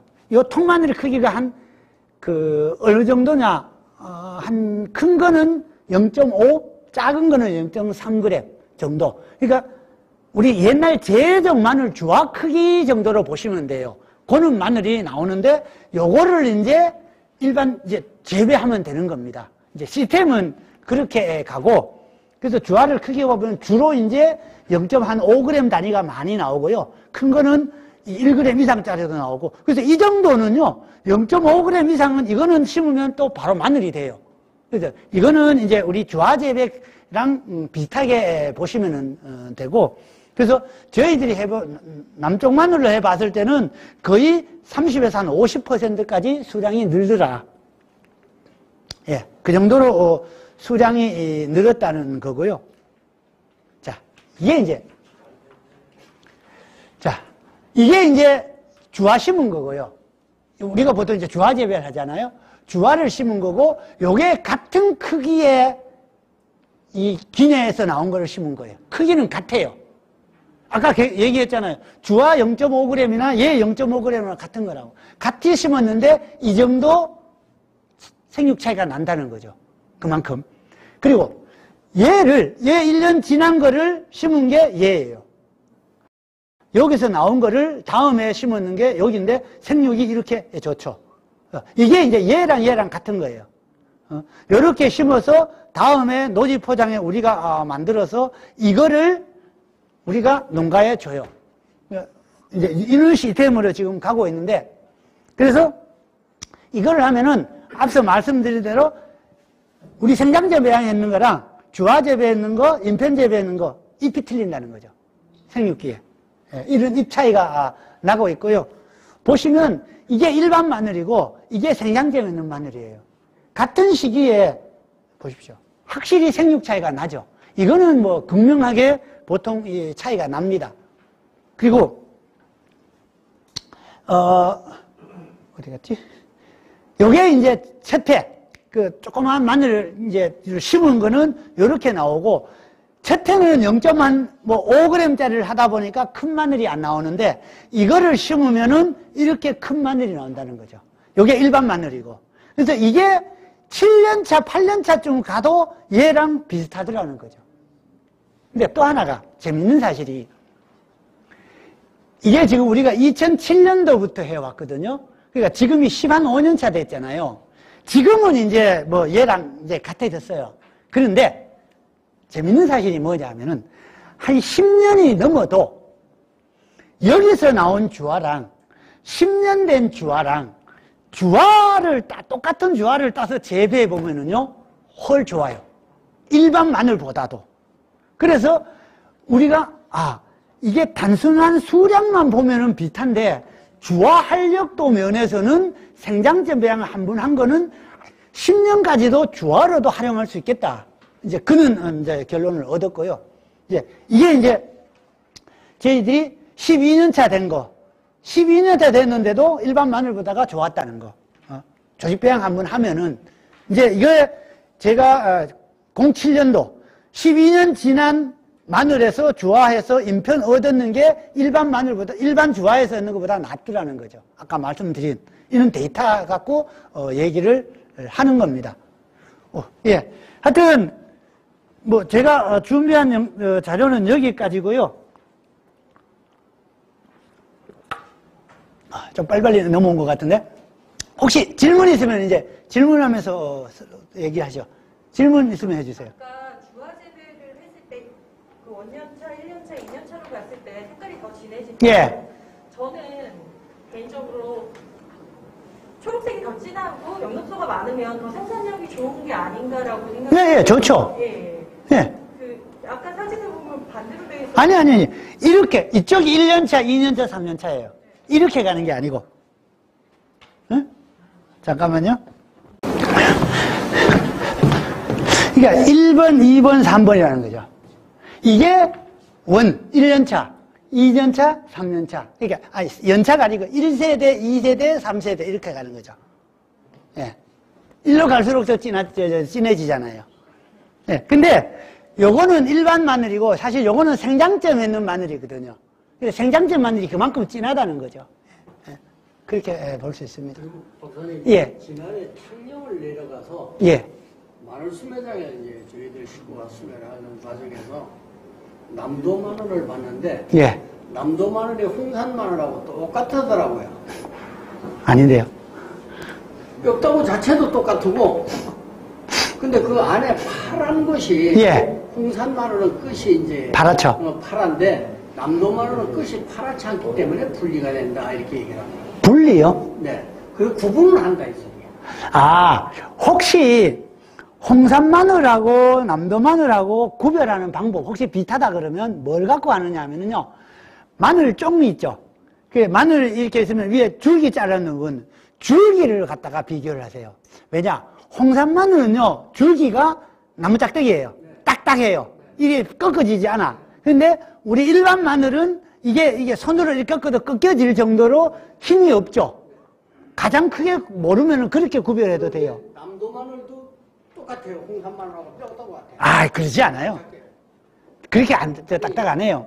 지난해 가서 저희들 네. 보고 거기에 이제 그 품종 이름을 이제 봤는데 남도 네. 마늘에 이제 표시가 되어 있다고 그러는데 홍산 마늘하고 봤을 때 다 뼈다구가 다 짝대기 같은데 그 홍산 마늘도 남도로 파는 거 아니야? 그 까보니까 홍산은 끝이 이제 우리는 파란 걸 인정을 했고 남도 마늘은 끝이 파란 상태의 수확을 저희들이 수매합니다. 이렇게 경유장에서 얘기해 주더라고요. 글쎄요, 남도는 그렇게 딱딱하지는 않는데. 예. 올해 다시 또 확인. 예, 한번. 제가 해서 사진 찍어서. 예, 그래 보십시오. 제가 봤을 때 일반인들은 그 모양을 보면 잘 모를 수 있는데, 근데 그런 것 같으면 저는 이제 줄기를 보고 구별을 하라고 그럽니다. 저희들이 그걸 왜 물었냐면, 이제 그 경매장에 가서 홍산도 혹시 수매가 가능하겠다. 수매는 홍산은 끝이 파랗기 때문에 소비자가 아직까지 이걸 해서 손으로가 작아서 수매를 할 수 없다. 자, 지금 그리고 이제 앞으로 어떻게 될지는 모르지만, 지금 홍산은 아직까지 이 재보험이 이제 남도처럼 했다가 갑자기 이제 재보험을 안 받아주고 있잖아요. 그죠? 예. 그래서 어쩌면 올 가을부터는 될지도 몰라요. 왜냐하면 지금 저희들이 농협하고, 이거를 지금 이제 농협에서 왜 안 해주냐 했더니 어떤 표준 수량 데이터가 없다는 거죠. 그러니까 어느 지역에 홍산을 하면은 몇 킬로가 나오는 데이터가 있어야 혹시 문제 생겼을 때 그거를 기준으로 보상을 해주는데 그 기준이 없다는 거예요. 그래서 지금 그러면 지금 아직 마늘 수확하기 전이니까 안 늦었다. 원래 하자. 지금 그렇게 해서 빠르면 5월 하순부터 이제 제주도 쪽으로 해서 지금 저도 같이 참여해서 하려고 하고 있어요. 지금 그 농협하고 지금 이제 그는 협의 중이니까 아마 올 가을부터 어쩌면 보험은 되지 않을까 싶어요. 무대재배에 대해서 말씀하셨는데 제가 이거 개념이 좀 헛갈리는데요. 무대재배가 그러니까 첫해 주화 재배를 해서 생산한 마늘에서 다시 올라온 아까 천년차에서는 그 쪽은 사용할 수 없지만 예.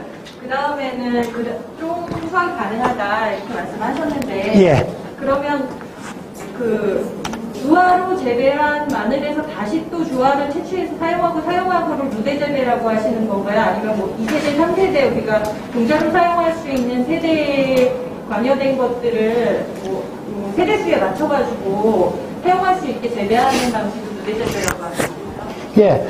자, 여기 쉽게 지금 제가 이렇게 어떻게 써놨냐면은 처음에 이제 주화를 하거나 아니면 여기 주화가 나오죠. 여기서 주화가 바로 마늘이 되거나 뭐 어쨌든 통마늘에서 나오겠죠. 그러면 얘하고가 한 세대가 차이 나죠. 근데 얘에서는 어때요? 다음에 또 주화가 나오죠. 근데 아까 말씀드렸다시피 여기서 주화가 나오려면 당년에는 어렵겠죠. 그러면 1년 더, 보통 이제 이거를 소립주화로 통구로 가는 것 같으면 2년이 1세대예요. 그래서 1세대, 2세대, 3세대가 되는 거죠. 그 선생님들 입장에서는 그냥 이렇게 하시면 될 것 같아요. 그냥 매년 조금, 이게 주화 채취하고 통마늘 조금 만드는, 만약에 봄파종 하는 것 같으면, 봄파종 면적 조금, 거기서 나온 마늘을, 통마늘을 심는 포장 조금, 이런 식으로 해서 무조건 넘어가면 될 것 같아요. 근데 저희들은 이런 게 이제 동시에 이게 가능한 게 실험을 한번 하면은 매년 하거든요. 그러니까 쉽게 말해서 이렇게 여기서부터 진행되는 거는 진행되고 4년이 지나면은 여기서부터 여기까지 오는 게 있고 여기서부터 여기까지 오는 게 있고 여기서부터 여기까지 오는 게 있고 매년 하다 보니까 1, 2, 3, 4년이 같이 있는 거죠. 그래야 사진 같이 놓고 비교하지. 근데 선생님들은 그게 안 되는 게 원래 몽창 넘어가니까 이 개념이 없죠. 네, 그렇게 보시면 돼요. 그리고 또 한 가지는 예. 흥산 마늘을 분리를 해서 분명히 한쪽씩 심었는데 예. 그 이듬해 가서 보니까 수확을 해서 보니 통마늘이 너무 많이 나오는 거예요. 그 이유가 뭘까? 한쪽 통마늘. 마늘을 심었는데 네. 인팽을 심었는데 통마늘이 됐다. 네네네. 그 원인은 무엇인가요? 글쎄 그거는 아마 이런 게 아닐까요? 저도 그런 현상은 지금 보지는 못했고, 이제 이런 거는 한번 농가에서 이런 경우는 있었어요. 그게 같은 대답일지 모르겠는데, 어떤 게 있냐면은, 이분이 농사를 지었어. 그런데, 다른데, 조금 정치나 뭐 이런 데 조금 정신이 팔려가지고, 마늘밭이 풀밭이 돼가지고, 마늘 수확을 못해서 그냥 갈아엎었어요. 갈아엎어서 그냥 둬버렸더니, 그 다음에, 2년 후죠? 아니, 거기서 마늘이 나왔는데, 대부분이 있는 통마늘이 굵은게 나온 거예요. 굵은 통마늘이 나온 거예요. 그래서 그분 얘기가, 이런 재배법이면 괜찮겠다. 왜냐하면 통마늘도 아주 크면은요, 저는 돈 든다고 봐요. 근데 문제는 지금 그게 아니고, 어쨌든 왜 통마늘이 나왔느냐는 거잖아요. 제가 봤을 때, 그게 너무 조건이 안 좋은 게 아닌가. 재배 조건이. 예를 들어 풀이라든지 이런 걸 경쟁하거나, 그래서 얘가 쪽이 분화되기 어려워서 혹시 그래 되지 않았을까. 또 하나는, 근데 여기 같은 경우는, 아니죠. 덜 추워서 그런 게 아닐까요? 왜냐하면은, 추우면은 얘가 쪽이 나누어지거든요. 마늘은. 추워야 쪽이 나누어지는데, 온도를 어떻게 보면 영향을 덜 받아서 안 나누어진 게 아닌가 하는 생각은 들어요. 그래서 그 정확한 거는 모르겠어요, 저도 솔직히. 평수에서 예. 나오는 걸 보면 정상적으로 나오는 마늘이 99%인데, 예. 어쩌다 99%가 그렇게 통마늘이 돼가지고, 어쩌다 나온다는 거죠. 그러니까 가져보니 까먹기가 좋아서 좋다 이러는데, 아니, 근데 원인이 뭐냐, 이거. 그 연구를 했는 게, 이 단양 마늘 연구소에서 아예 통마늘을 만드는 연구를 했었어요. 아니, 그게 괜찮아요. 근데 이제 통마늘 만드는 비율이 문제지, 이렇게 예를 들어 한 30g짜리 통마늘이 만들어지면은요, 이 슬라이스가 이제 까먹기도 좋고, 요리라든지 이게 장식용이라든지 이런 데는 굉장히 좋아요. 근데 이제 문제는 다 그렇게 만들기가 어려워서 그렇죠. 예. 근데 통마늘이 지난해가 수확해서 보니까 다 작아요. 그러니까 작으면 안 되죠. 일반 마늘이 한 4, 5일 정도? 찍어서 그게 문제야.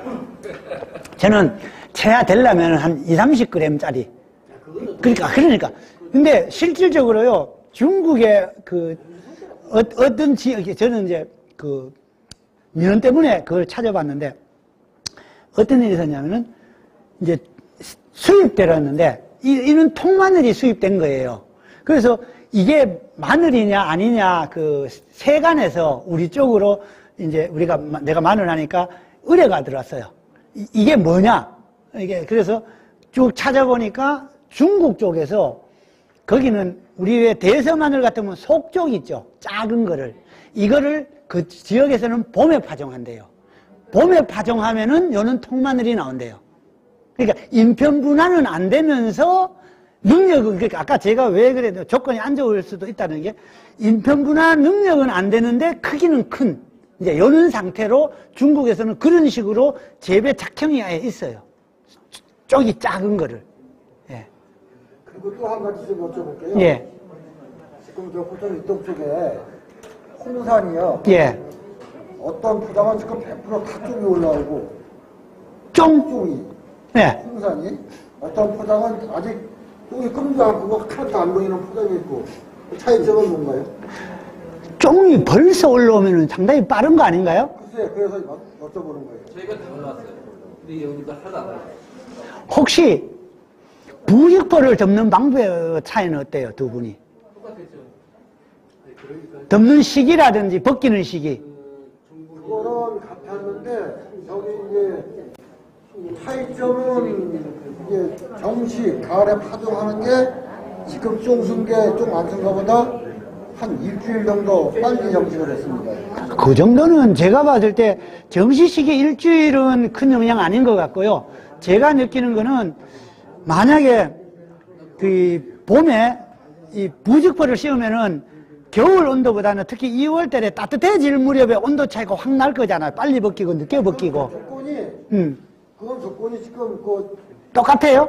쪽이 다 올라오는 포장이나 예. 쪽이 하나 더 안 올라오는 포장이나 부직포 덮는 거는 조건이 똑같습니다. 두 분이 똑같이 하셨어요? 네, 똑같아요. 벗기는 시기도? 예, 예. 그런데 단 한 가지 차이가 있다면 중림 포장에는 이제 그 싹이 올라와도 요만한 상태였었고 예. 이 친구 포장에는 영양제를 줘가지고 웃자라서 이렇게 성장이 좋았었어요. 네. 그러다 보니까 일곱 그 시에 차이에 나왔었어요. 그 차이에 그러면, 그러니까, 결국 큰 분이 쪽이 올라왔다는 거죠. 그러니까, 전체로 지금 다 올라오고 있어요, 전체로. 그러니까, 자, 이렇게 생각하십시오.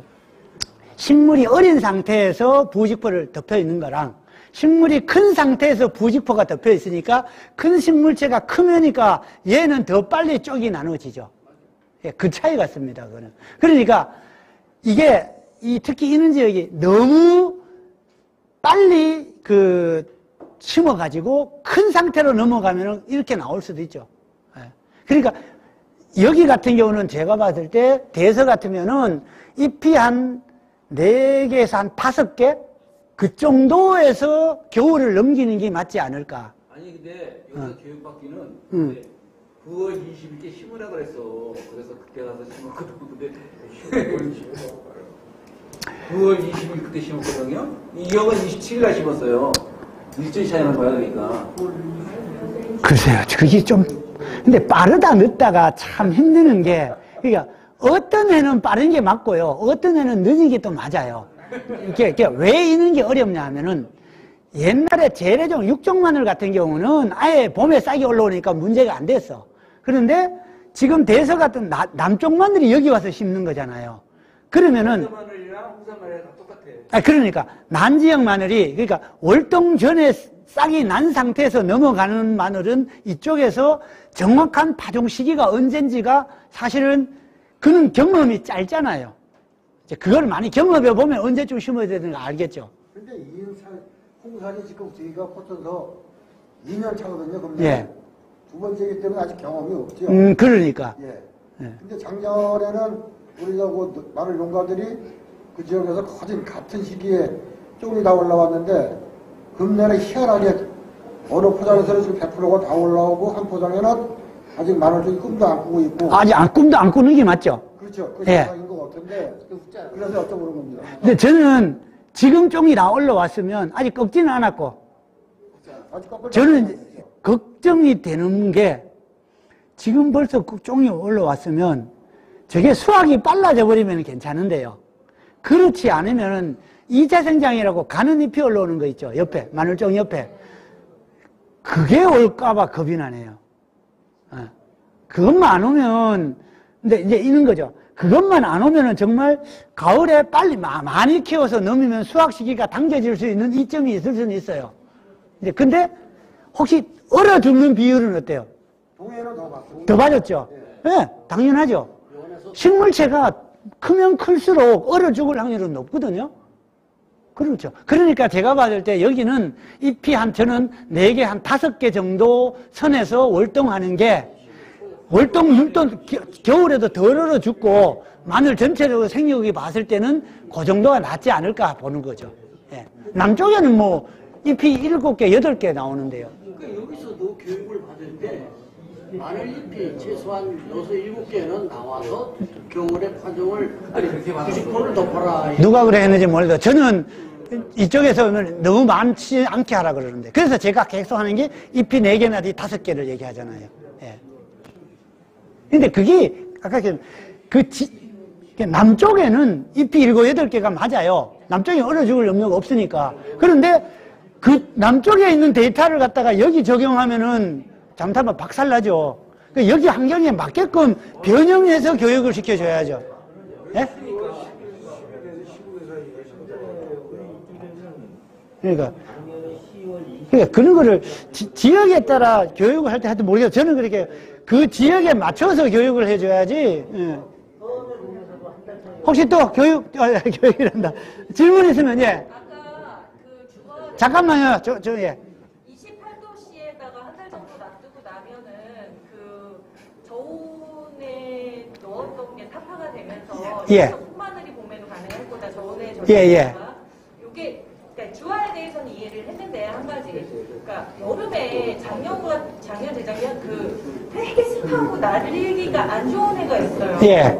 일반적 마늘 종자를 저온에 저장했다가 쉽게 한 달 전쯤에 꺼내서 그 타파를 시키는 것도 혹시 가능한가요? 이론적으로는 가능해요.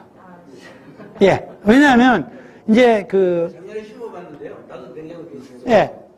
여기다가 심을 때 괜찮던데 똑같아요. 그러니까, 이게, 이, 버널리제이션이라 그래갖고, 이제 저온을 받으면 하분화가 되는 화성이 유도됐다가 이게 다시 고온 처리되면 이제 원위치 되는, 이제 실제 재배 쪽으로는 그렇게 이용을 많이 하고 있습니다. 많이 올라와요 이게.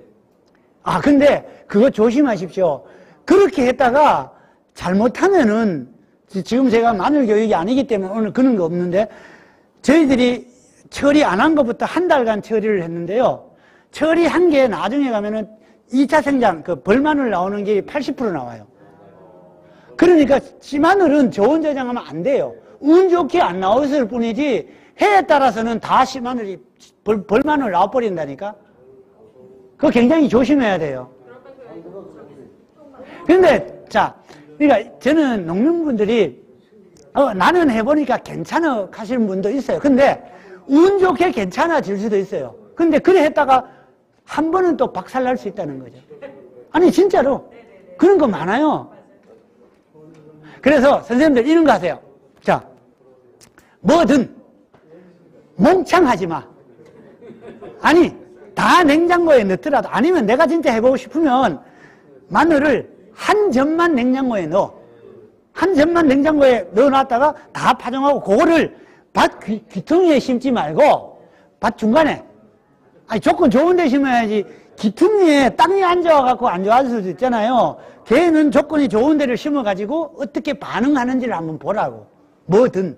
좀 그렇게 실험을 좀 해봤으면 좋겠어요.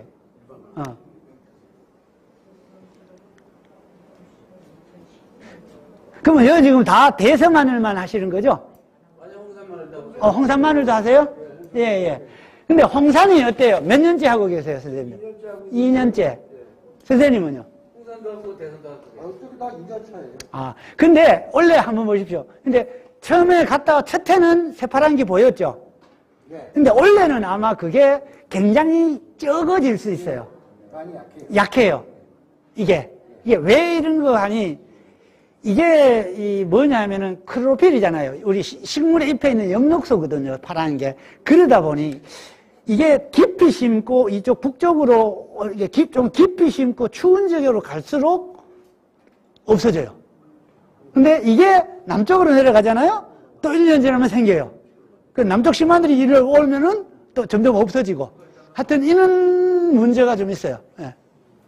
그래서 어떤 경우는 우리가 어떤 게 있었냐면, 홍산 재배했는데 없다는 거지, 새파란 게. 예? 그러면서 이제 그래갖고 이제 제가 실험하려고 그걸 가져다가 내 마늘을 주고 그걸 가져다가 실험하고 이렇게 해봤는데, 그런 문제가 있어요.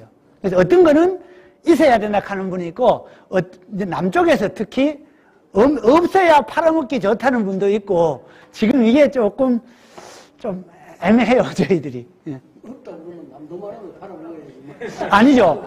그런데 남도 마늘보다는 이 북쪽 지역에서는 마늘이 수량도 많고 비싸게 팔려고 그러거든요. 특히 홍성 지역에는 한지형급으로 팔려고, 재래종 육종 마늘처럼 가격을 비슷하게 받으려고 그러는데, 이제 남쪽에 가면은 이제 남도 마늘로 봐주면은 가격이 거의 반값으로 떨어지니까 또 싫죠.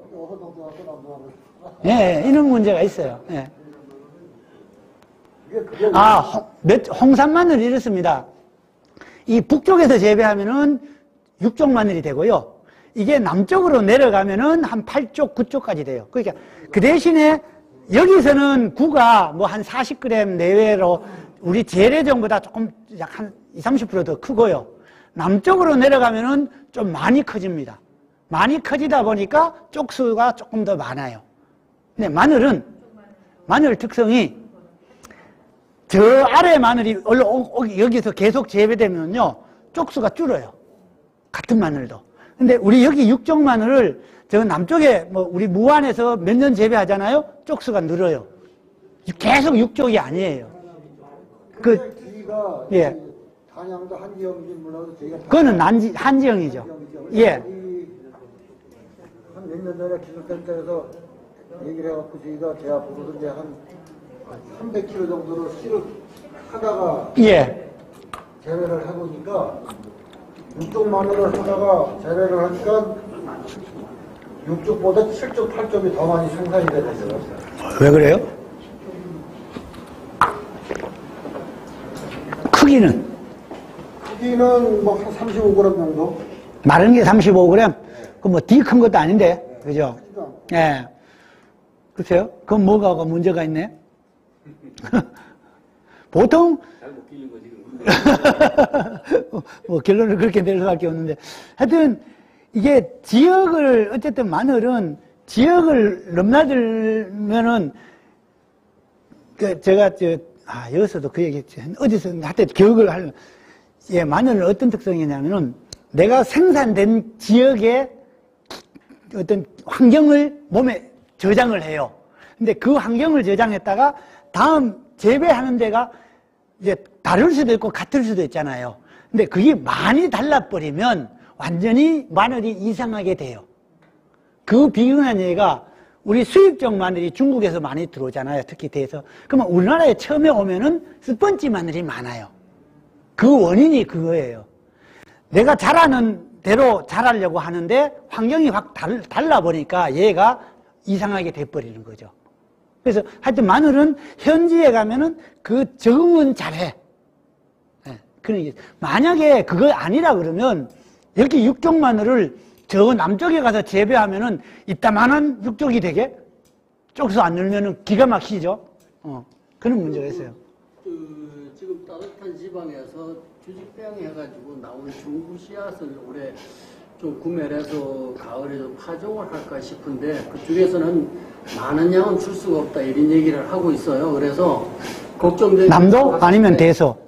대서만 아니 홍산하고 대서하고 조금씩 이제 구매를 해서 좀 심어볼까 그러는데 주식병을 해서 중구가 나왔다고 하니까 그런데 지금 박사님 말씀은 너무 따뜻한 곳에서 생산된 씨앗은 북쪽에 와가지고 과연 북쪽권은 거기 가서 적응을 하겠지만 따뜻한 곳에서 주식병 된 것은 북쪽에 가서 적응이 가능할까? 그거는 괜찮습니다. 왜냐하면 단지 이제 남쪽에 일로 오면은 싹은 좀 빨리 나겠죠? 싹이 조금 빨리 나는 문제가 있지 나머지는 뭐 문제될 거는 없죠. 혹시 제주도 쪽이에요? 강경택 씨? 예. 제가 어제도 통화했는데. 거기는 제가 특정 업체를 참 하면 그렇지만 사실 민간으로서 조직배양 하시는 분은 그분이 아마 유일할 거예요. 예. 그 아들이 한농대 나와가지고 직접 조직배양을 하거든요. 예. 언제 한번 거기 견학 가세요. 그러면 아까 말한 기계 있잖아요. 그물망 탈피하는 기계도 한번 보시고 그러면 괜찮을 것 같아요. 예? 아이, 단체로 이 건물 주인한테 돈 좀 내놔라 그래갖고 단체로 가는 거죠. 견학 가는 거죠. 아니 창녕도 가는데 제주도는 왜 못 가요? 원래는 갔잖아요. 예. 작년에 자주 가요. 1년에 한 번씩. 조직병 한 것은 이제 교육을 이제 그 견학을 좀 갈까 하고 좀 문의를 해봤더니 1월 말경에 오는 게 좋겠습니다. 그러니까 조직배양 한 상태에서 자기네들이 작업하는 걸 1월 말경에 작업을 한다. 조직배양 하려는 걸, 근데 선생님들 조직배양 하는 거 봐서 뭐 하게? 아니, 어떤 식으로 하는가 보고 싶어요. 그거는요, 지금 무안 가면은, 제가 있던 데 가면은, 지금도 뭐 하고는 있죠. 그러니까 지금은 뭘 하냐면은, 3월 달에 조직배양 한 거를 쭉 키우고 있는 중이죠.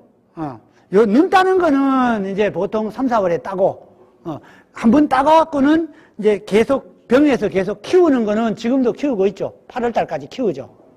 네. 그리고 만약에 급하게 보고 싶으면 제가 근무했던 데 가면은 조직배양 마늘, 일반 마늘 이렇게 구별해서 심어 놓은 게 있어요. 지금 가면은 볼 수 있어요. 거기는 주로 남도 대에서 다 있어요. 농민들이 그쪽 견학 신청을 하면 견학이 돼요. 예. 오늘다가 그 담당자하고 통화했는데 견학 안내하려고 하면서 손님 왔다 그러면서 나간다 그러던데 자주 와요. 하루에 어떤 데는 몇 팀씩도 와요. 양파 마늘 할 때. 특히 4월, 5월. 예. 바쁜데도 5월달 같으면 바쁘잖아요. 바쁜데도 또 관광버스에서 잘 다니세요. 근데 제발 오면은 목적은 딴 데 있어요. 우리 근데 참 견학을 해보면요, 진짜 열성인 분들은 진짜 열성이세요. 근데 고인은 한 30%쯤 되고요, 나머지 한 30%는 뒤에 앉아서 대충 하고 가자, 해먹으러 가 이러고 그래요. 네, 그렇습니다. 네. 아니 근데 조직배양 쪽은 이게 확실히 좋아요. 그러니까 뭐 아시는 분들은 아시겠지만 제 경우로 들자면 그 기술원이나 이런 쪽에 이런 민원들을 집어넣는 어떤 루트나 이런 것들을 잘 모르기 때문에 오히려 또 좀 요청하기도. 지금 지자체 선거하잖아요. 네. 도지사 후보한테 찔러버리세요. 제가 왜 이 얘기를 하냐면요, 제주도에서 지금 마늘 조직배양을 제주도원도 하고 있겠구나. 그게 16년도인가 17년도인가 제주도에 그 만홍 박람회인가 뭐 해요. 그 마늘 축제를 해요. 제가 그 초청받아서 이제 주제 발표하러 갔는데 이걸로 갔어요. 이거를 이제 해서 이제 이는 게 좋고 막 이제 그때는 생장점만 하니까 이거보다가 더 좋은 자료가 많았죠. 마늘이 이렇게 커지고 뭐 이런 걸 했더니 어떻게 하면 되냐. 그래서 우리는 이렇게 하고 있다. 그래서 그럼 우리가 할 수 있는 방법은 없느냐. 아니 여기도 농업기술은 있잖냐. 여기다 해라. 그러니까요, 제주도는 적어서거든요 몰라도 바로 도지사한테 그랬잖아요. 이 단체 장들이 도지사한테 가서 우리 왜 이런 거 안 해주냐 이러니까 일주일 후에요, 거기 담당자가 저한테 와갖고 어떻게 하는지 물어봤어요. 직방네요. 요즘은 특히 내일 모레 선거잖아요. 이렇게 하면 안 되지만 아니 진짜 그러니까 때로는 우리도 이용할 필요는 있죠. 그럼 뭐 합방해야지. 네. 못하는 사람. 아니 좋은 정보 아니에요? 네. 혹시 또 뭐 질문 없으면은 마치겠습니다. 고맙습니다.